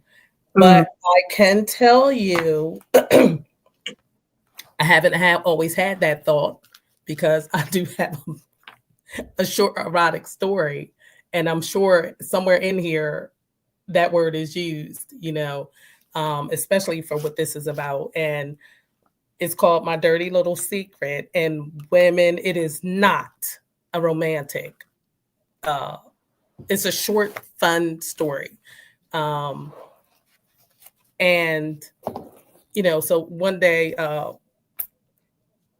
one of the sisters read it and she was like, well, where's the romance? I'm like, that wasn't the point. When, sometimes when we out there in the world, sometimes you just need to do something for yourself because you've been sometimes played over by that person you really like, and you like, I'm tired, I'm done, and I'm just gonna go out and have myself a little good time, So sometimes sex is not, like I said, because of the way we've been brought up, it's not always about I want to be in love with this person or I want to be in a relationship. I just want to go hit it, have me some fun and be out, you know.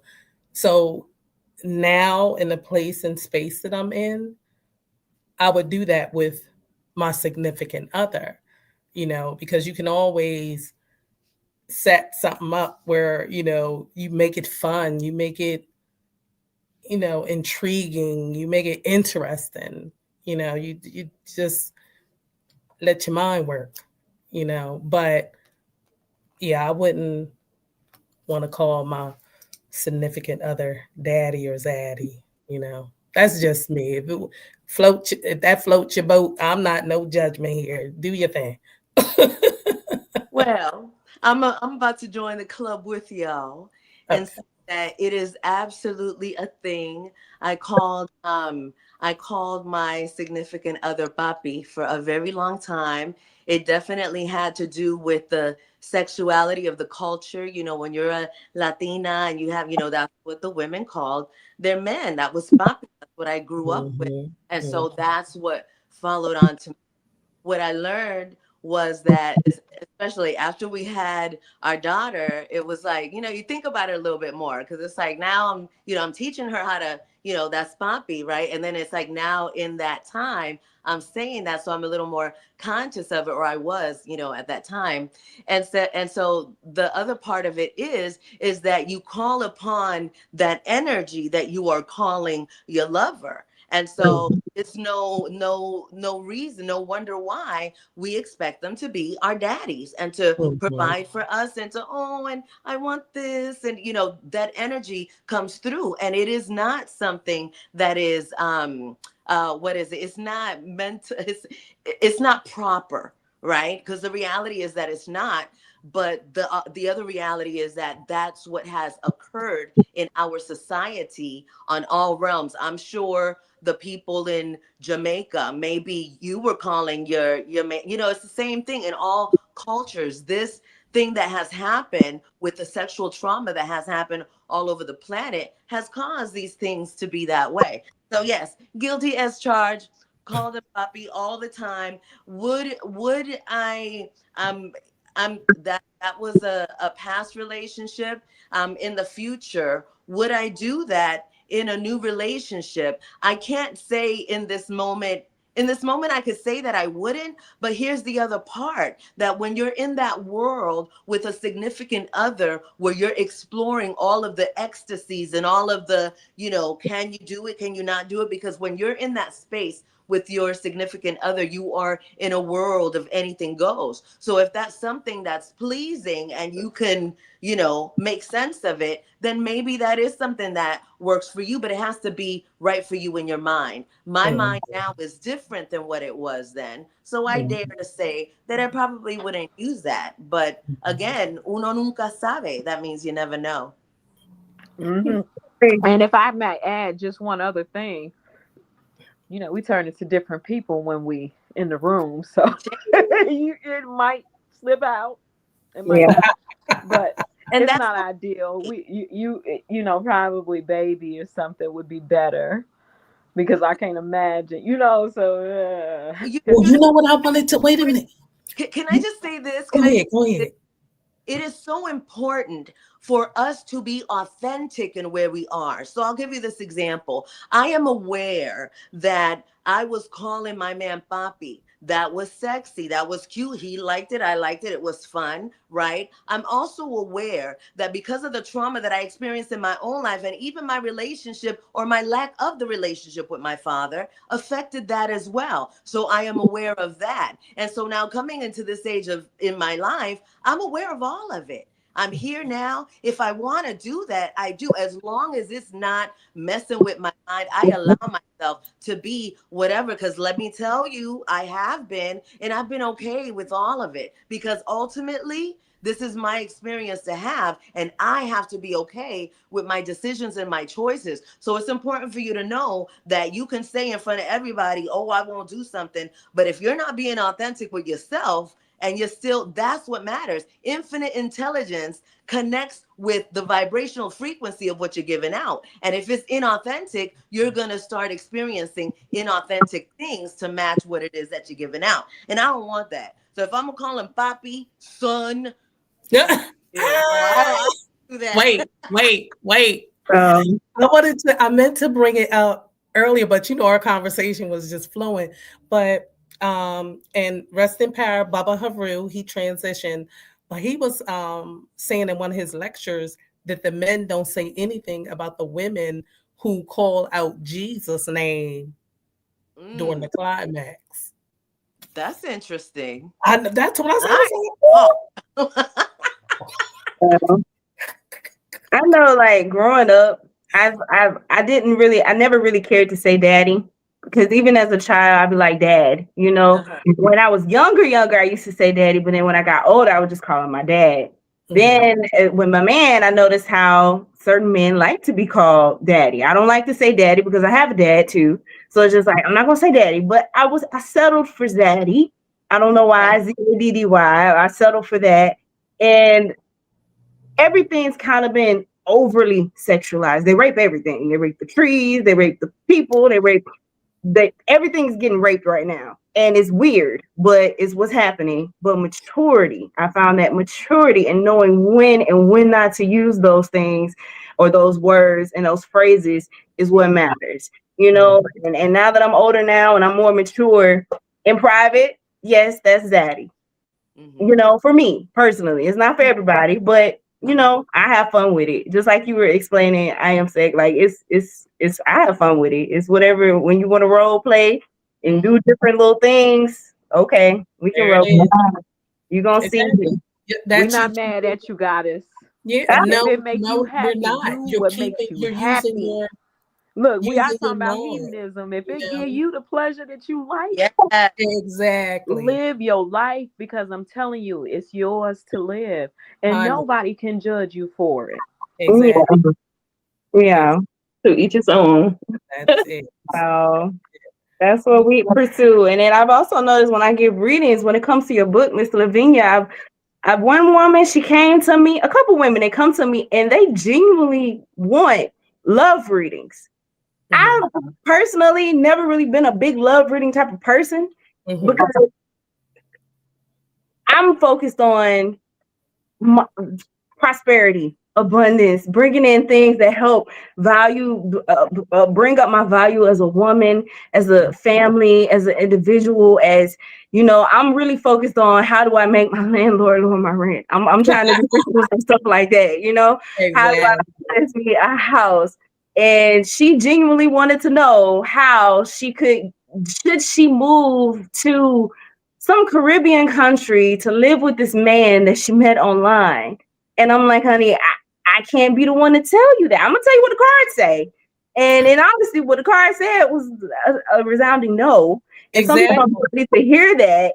You need to work yourself. And I remember this experience, and it just be like, everything's not about love all the time. And I know that's what y'all be looking for, but love's gonna come when you least expect it. And you just gonna ride that wave. Because it just happens. It just flows. And you be like, oh my goodness. I love you. Fighting on it. Fighting to get y'all the results that y'all want. Yeah. And not only that, I think that was one of the first things, like when I was in my teenage years, that my sisters and my mom said, you don't ever move to go away to a state where this man is going with his family and you're there by yourself. No, we don't do that. You know, that's interesting that you said that, because that is common sense. A lot of people don't have it. I'm not talking about the sister in particular or anything, but you know, I wanted to also say to you, sis, a lot of people are curious about love readings and things of that nature, because a lot of people are having a hard time finding love because of hedonism. They just seeking pleasure and not the connection that the sister was talking about here. The different things that, you know, requirements when you're interacting with someone else. So, you know, a lot of people are in a state of confusion due to the fact that they don't know what love is anymore.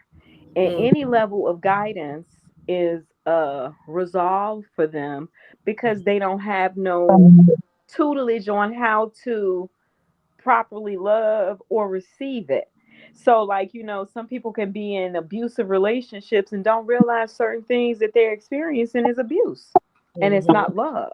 But the whole thing with moving out of town and going somewhere else to find love, the sister should have, you know, if she was going to do something like that, it would have been best to relocate for her own purpose and reason, and make sure she didn't let anybody know she was by herself on no account, because you don't want to go somewhere and then somebody thinks that you are by yourself and it could possibly turn into something else. Because one of the things that I have realized also is that we deal with a lot of sex trafficking, human trafficking, and different things of that nature. So women have to be super extremely careful when they're on those dating sites and stuff like that, meeting people from out of town or even locally, because some of these people have some proclivities that you would never want to even know anything about. Exactly. Yeah. Yes. And we had one guy that wanted to know what y'all thoughts were on poly. If it works for you. That's it. If it works for you, if it works for everybody in the house and everybody's getting along and it's a system that flows freely, if it works for you, absolutely. But if it does not work for you and you have a hard time getting along with other women and you trying to learn this man that you're in a relationship with, you may want to reconsider. And not only that, I think things of that nature was done, you know, in ancient times for protection and for purpose. Like, you didn't just go in it to be just on this, I'm going to be with this man. No, you had to help with everything. And not only that, what are you bringing to the table? Because when you go into something like that, for me, this is my thought. If I'm going to go into something like that, it has to be very beneficial for me. It has to line up with my purpose. And we have to be expanding as we're doing this. It can't just be, I'm coming and I'm going to lay up in your bed. I'm going to wait till Wednesday night if that's my night. And no, we're not doing that. No. And you got to be, I would have to, you would have to be connected with these other women, these other sisters, to find out where their heads are and things of that nature. Because some women, they'll say they're for it, but they're not.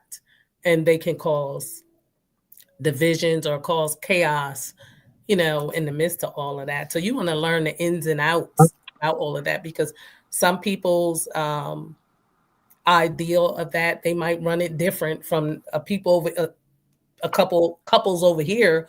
It's working out, it's great for them, they are living the life. But these people over here, because they're not in agreement with each other or whatever the case may be, it might not work. So just I would say do your research and make sure that you're a person who can handle that, because that's not, I don't like sharing.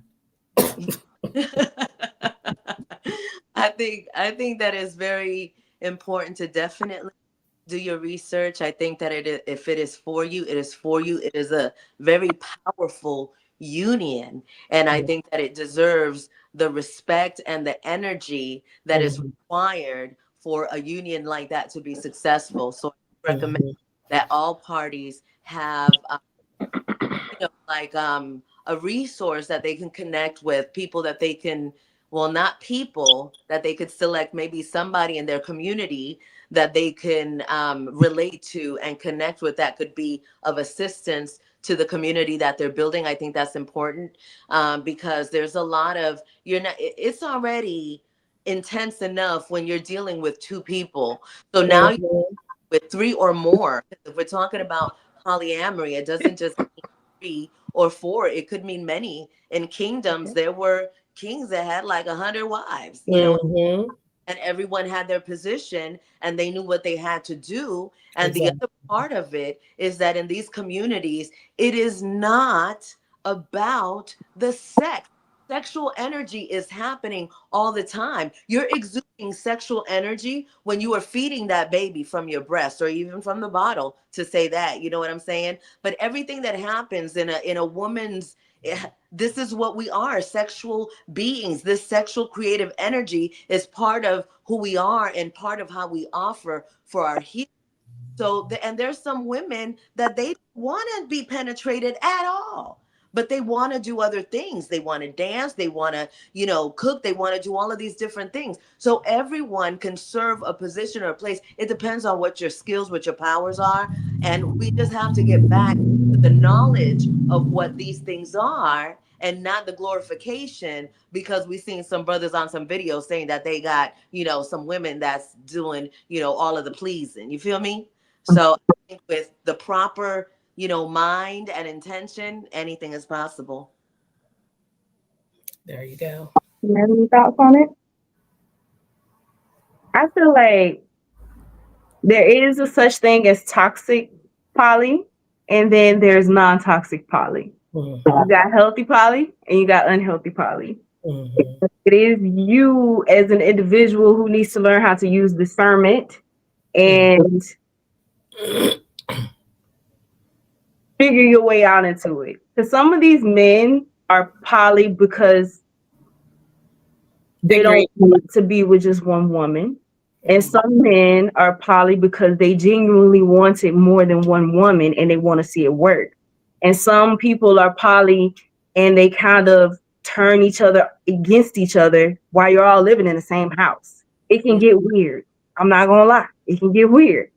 But I have learned that whether you are monogamous or whether you are poly, you love each other through what you go through. It's all a matter of, it's really love. If you can see yourself, it was a Bob Marley quote. It's not coming to me right now, but it's a Bob Marley quote.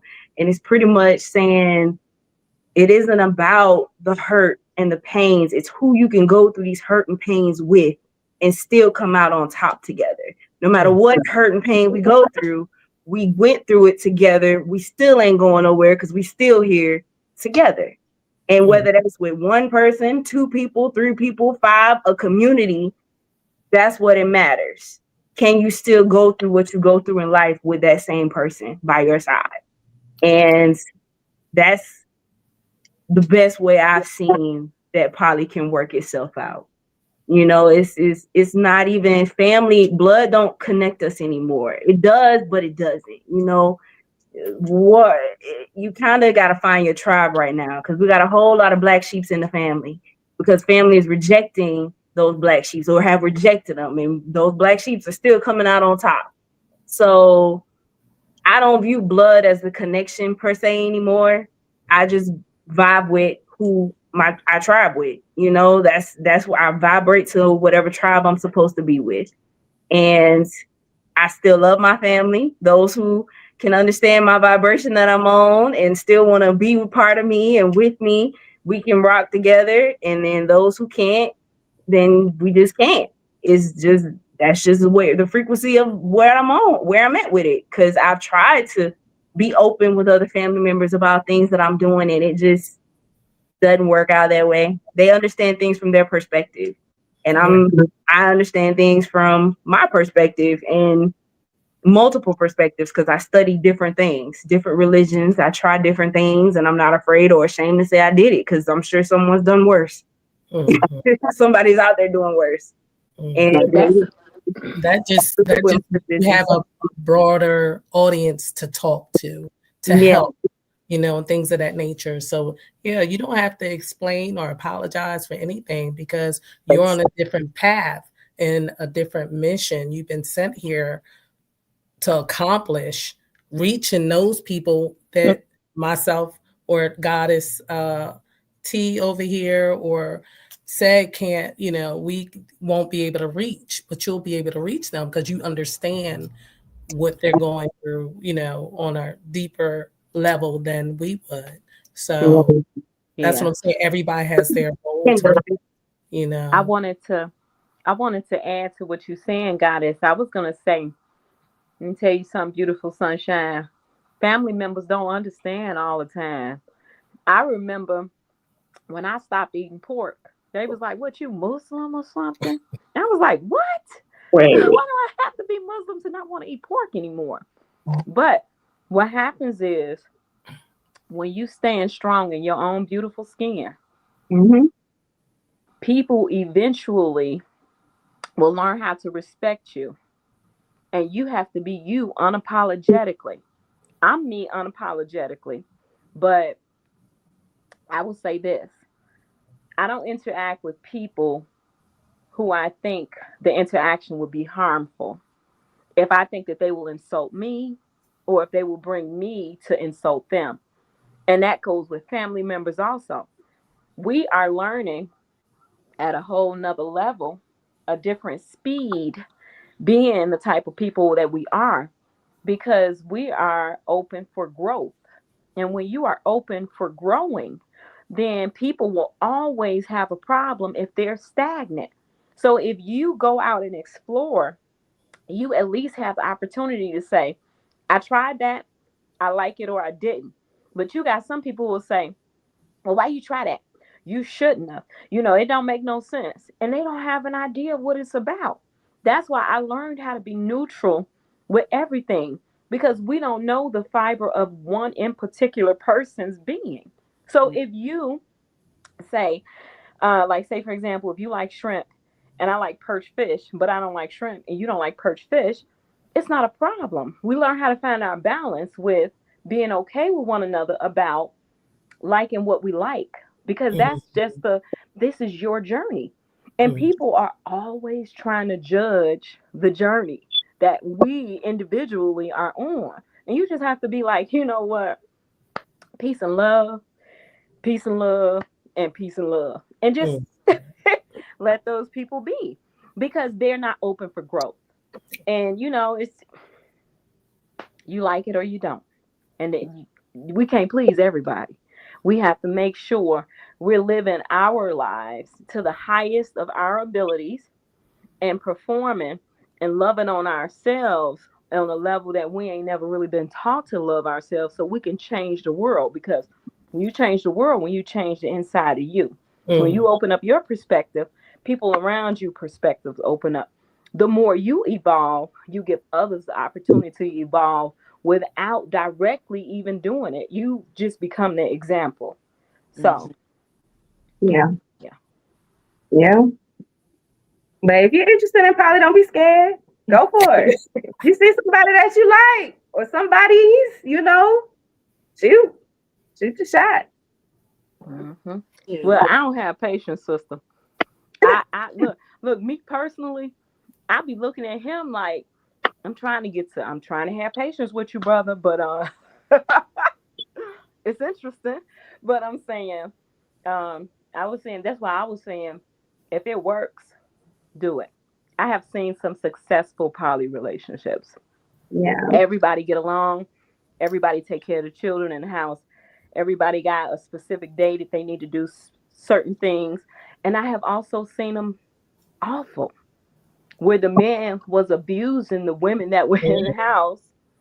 And you turn around and you look up, he's not only abusing them, he's having an affair outside the house with another woman that he won't even tell them women about. And so it's like, it's kind of That's the mess. That's toxic.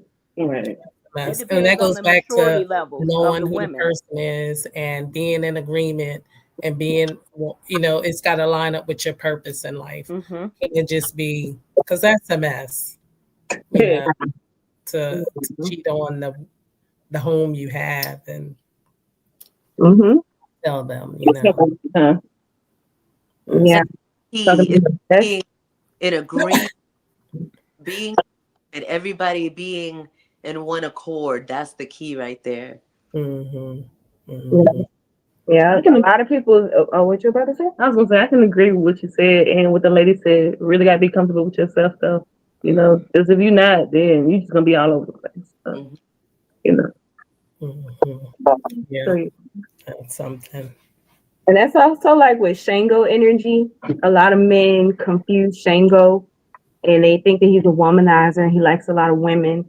But Shango come with the wisdom, and the women that Shango love die for Shango. They go hard in the paint for Shango. It ain't just Shango out here dipping in and out of everything.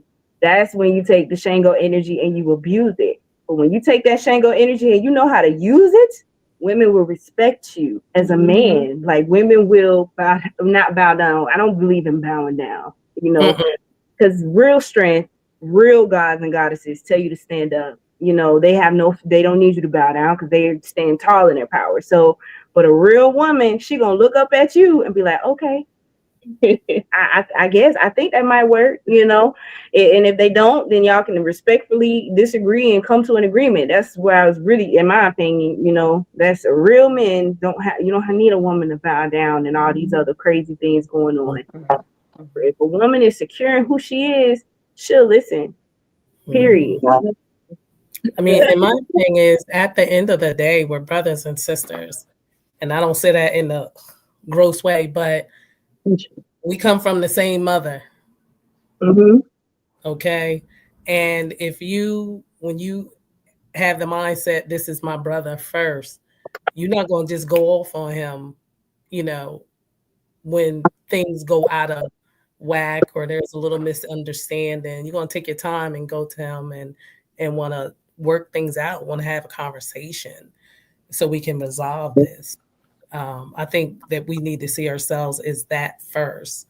We're brothers and sisters and not on some yucky, level. But it just brings more peace, even with your children. My son, he's my brother. He's my little brother.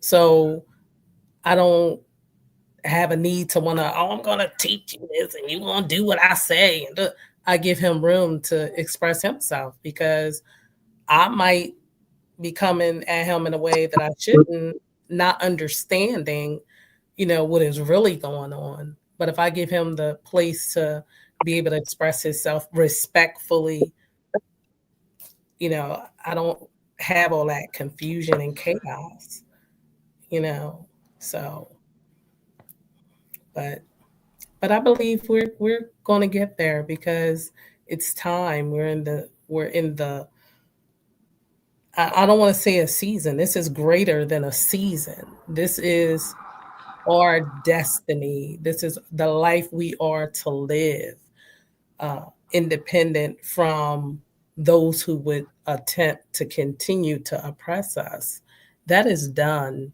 And it's time for the love of self, love of one another, and that greatness. When you have it, can you imagine we all get on that mindset? The world has changed. Right in this instant, even in here, we all are agreeing on what we're speaking here tonight. And this is going out into the atmosphere, and this is what is manifesting literally right now. Because what the word does, it goes out of our mouths, it slows down, and it takes shape and forms. So there is healing coming forth. There is self-knowledge coming forth. People are going to come into themselves. And another thing I want to speak is, do not just believe any and everything that is out there, because you will drive yourself crazy.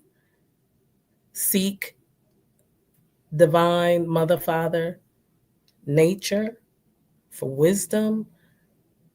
She will speak to you. She will lead you. She will guide you into all truth. Ask for balance, because I remember when I was going to church, they said all things work together for our good. That's because all the Neteru is in us. And it's Ma'at that keeps the Neteru working together for our good, keeping nature the way it's supposed to be. No matter what they do, the sun is going to rise, the moon is going to set, the water is only going to go so far and retract, because it's already been spoken. It's already been set in place for billions and billions of years before we got here, and then billions and billions of years after we got here. So, and love, that's one of the self-love, and like I said, connecting and loving one another is extremely important. And when you love yourself, you can love others, period. No excuses. And love those who want to be loved, and don't love those who eventually they'll come along, but definitely love on those who want to be loved.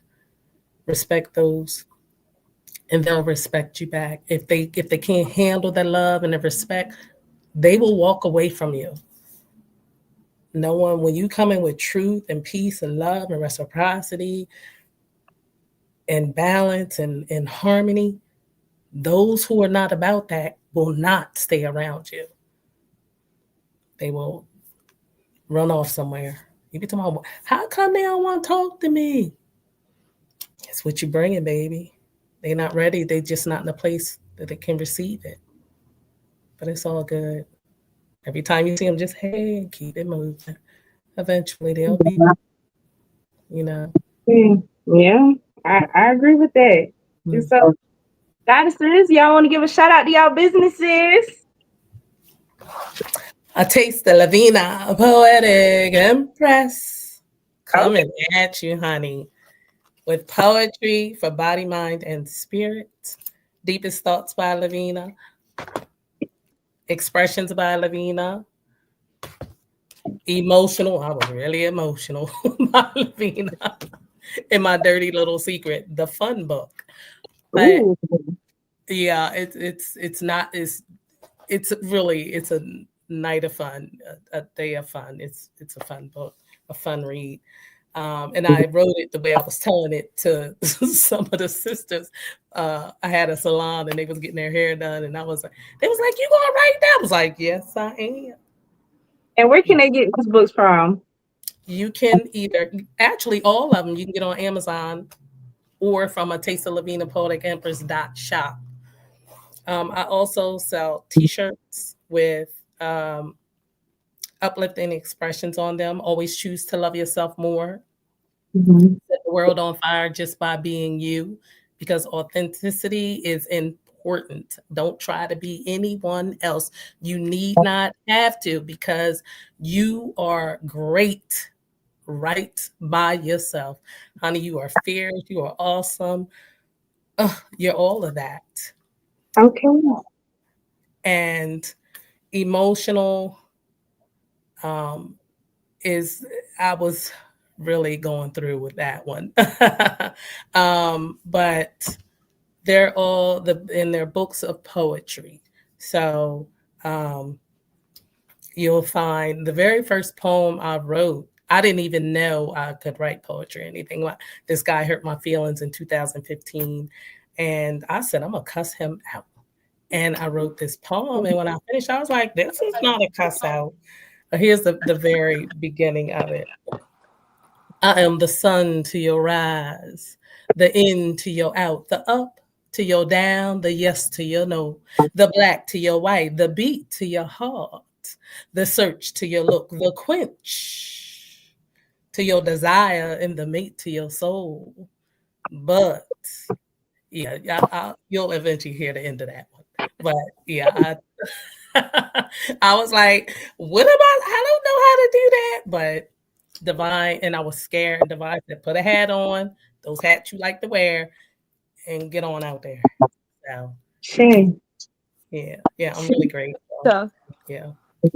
But LavinaProductEmpress.shop, or you could get the books on Amazon.com. I just wanted to say, y'all, I'm gonna have to wrap it up because I'm out here in the mountains and the signal keep going in and out. But what I want to add is I am Trisha T, or Sister Nefera, from thepyramidroom.com. I do and emphasize urban meditation for people who don't know how to meditate, have been through different levels of trauma or healing on some level. I help the distracted person who doesn't know how to meditate get into it. So the one thing that we know is that we got all these different learning styles. I find a learning style that fits the individual to assist them on their journey for self-healing and peace. And the mission is real, because when I tell you, working with people, I'm certified in first aid mental health for youth and adults. I also work with different levels of, I'm also certified in rational emotive behavior training, meaning I just, I'm really learning how, excuse me, to interact with so many different peoples on different levels. That's why I don't deal with a lot of judgment, because everybody is on their own individual journey. And that's one thing that I'm open to and understanding. And if I can help somebody on any level find their peace, that's the mission for me. So I specialize in urban communities, in Black and brown community, because that's where the most trauma is showing up without resource. So thepyramidroom.com, I got some more things coming in the future. If I talk about it now, it may not even come forth like I wanted to, but just look forward to it, because I'm telling you, it definitely will be worth it, because I want to help us evolve and ascend on any level that we can, and for everyone to get to their journey the safest way that they possibly can, through the healing that they need. So I am the person who helps to facilitate the journey, the beginning journey of learning how to go within and work on yourself. A lot of people say, I don't know how to meditate. I had one brother, and I'll mention this and be done. But I had one brother, I did a meditation. I'm from Chicago. And I did the meditation at the library. The brother came in, he said, "Sister, I didn't try meditation. It don't work for me." And I said, "You haven't had my meditation yet." So he sat down. The brother, he was an elder too. He sat down, and I had a visual going for them. And then they had my voice and the breathing and stuff like that. And, what I love to do with people who are not meditators is talk to them after they've had the meditation, and they tell me how they feel. And quite a few people have said, "Oh my God, I had to help somebody describe it in a way that was, it wasn't judgment or anything, but I was telling, oh, so you feel euphoric." She was like, "Oh my God, it's just a whole different level of meditation." And then the brother ended up saying, "Sister, I never had an experience like that. That was totally different." And see, what I want people to know more than anything is that if you sit down and you designate at least 1 minute to sit and breathe. It can be through an instrumental song. You can get some aromatherapy, dot them hands, and kind of take yourself into a different state quickly, because that's how we learning how to heal. Um, my mission is to help people find themselves, and I have had a lot of up and down with it, on this journey. A lot of, "Oh, I'm not into that," and it's okay. Whatever way I can help you, let's do it. So I am Trisha Teagle, Sister Nefera at thepyramidroom.com. My handle at Instagram is the Pyramid Room, all one word. You'll find my information there, or either I'm on Facebook as the Pyramid Room. So yeah, urban meditation is my specialty. She said all it takes is 60 minutes, 60 seconds, y'all. Just 60 seconds. That's it. Peace, goddess. Hache. All right. I am SCG 13 and I specialize in sexual energy creations like this. This is Chi Prana. I teach people about scalar energy and I teach them about healing themselves through learning their chakra systems. You can connect with me at 818-233-5776. That's 818-233-5776. Master Vibration 13. I am SEG 13 on all platforms. And I want to thank all of you ladies for your services and everything that you do for this planet. It is an honor to be with you in this world. Ache, ache, ache. Ashe, Ashe. Ashe, I'm a Biki Roo. Ashe, we are with Orisha Stone. We do crystal stones, jewelry, and we create different necklaces. I also do readings. We do the Phoenix Circle. We're going to be hosting Phoenix Circles here in Tallahassee, Florida at Roar Herbal Company. So I am in the works of getting a setup where different people that we know come here, and we're going to have a 2-3 day event where we explore a little bit of Tallahassee. We have womb circles, little healing conversations, such as what we had tonight. Just being here with us five, and we just take a vacation to breathe and meditate. Miss Trish, I hope you can be here too. Seg, Lavinia, we can plot and plan. Yes. Florida has so many different springs right here, and fresh healing waters, and just cleansing. It's cleansing, it's beautiful, and that's what we're trying to plan. And in the process, we give you all healing energy. This is a turquoise necklace. The goddess Ra, she has on her gold and her smoky quartz earrings. So we're just here to give y'all healing, protective energy, and that's what we do. Uplift the community the best way we know how. Thank you, sister. And you're not trying nothing. You doing it. That's right. That's right. You are doing Exactly. it. And I would love to come. Y'all just let me know. Listen, I'm the little West Side girl from Chicago who got a little bit of and a little bit of, and you know what I'm saying. Hope we do this again, though. I also am into healing, and my recent one is learning to heal and receive energy through the crystal healing rooms.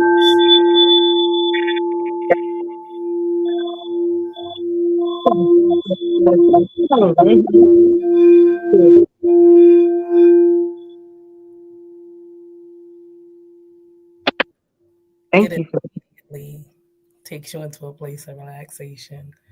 And I know the first night that I received my first healing, a crystal bowl, I slept like a newborn baby. I was just like,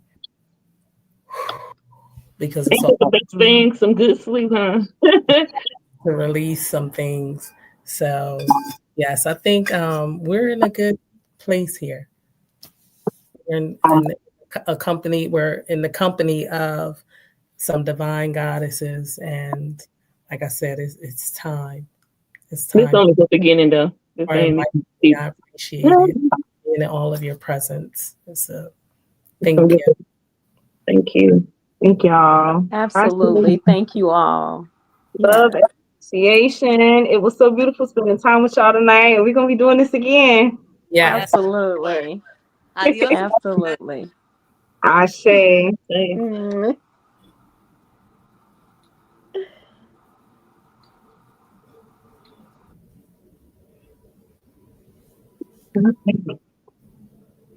Thank you, my honey. I don't know how to turn it off. How do I? Got you. No You worries. can't forget the same thing? I got it over here. Thank See. Thank you.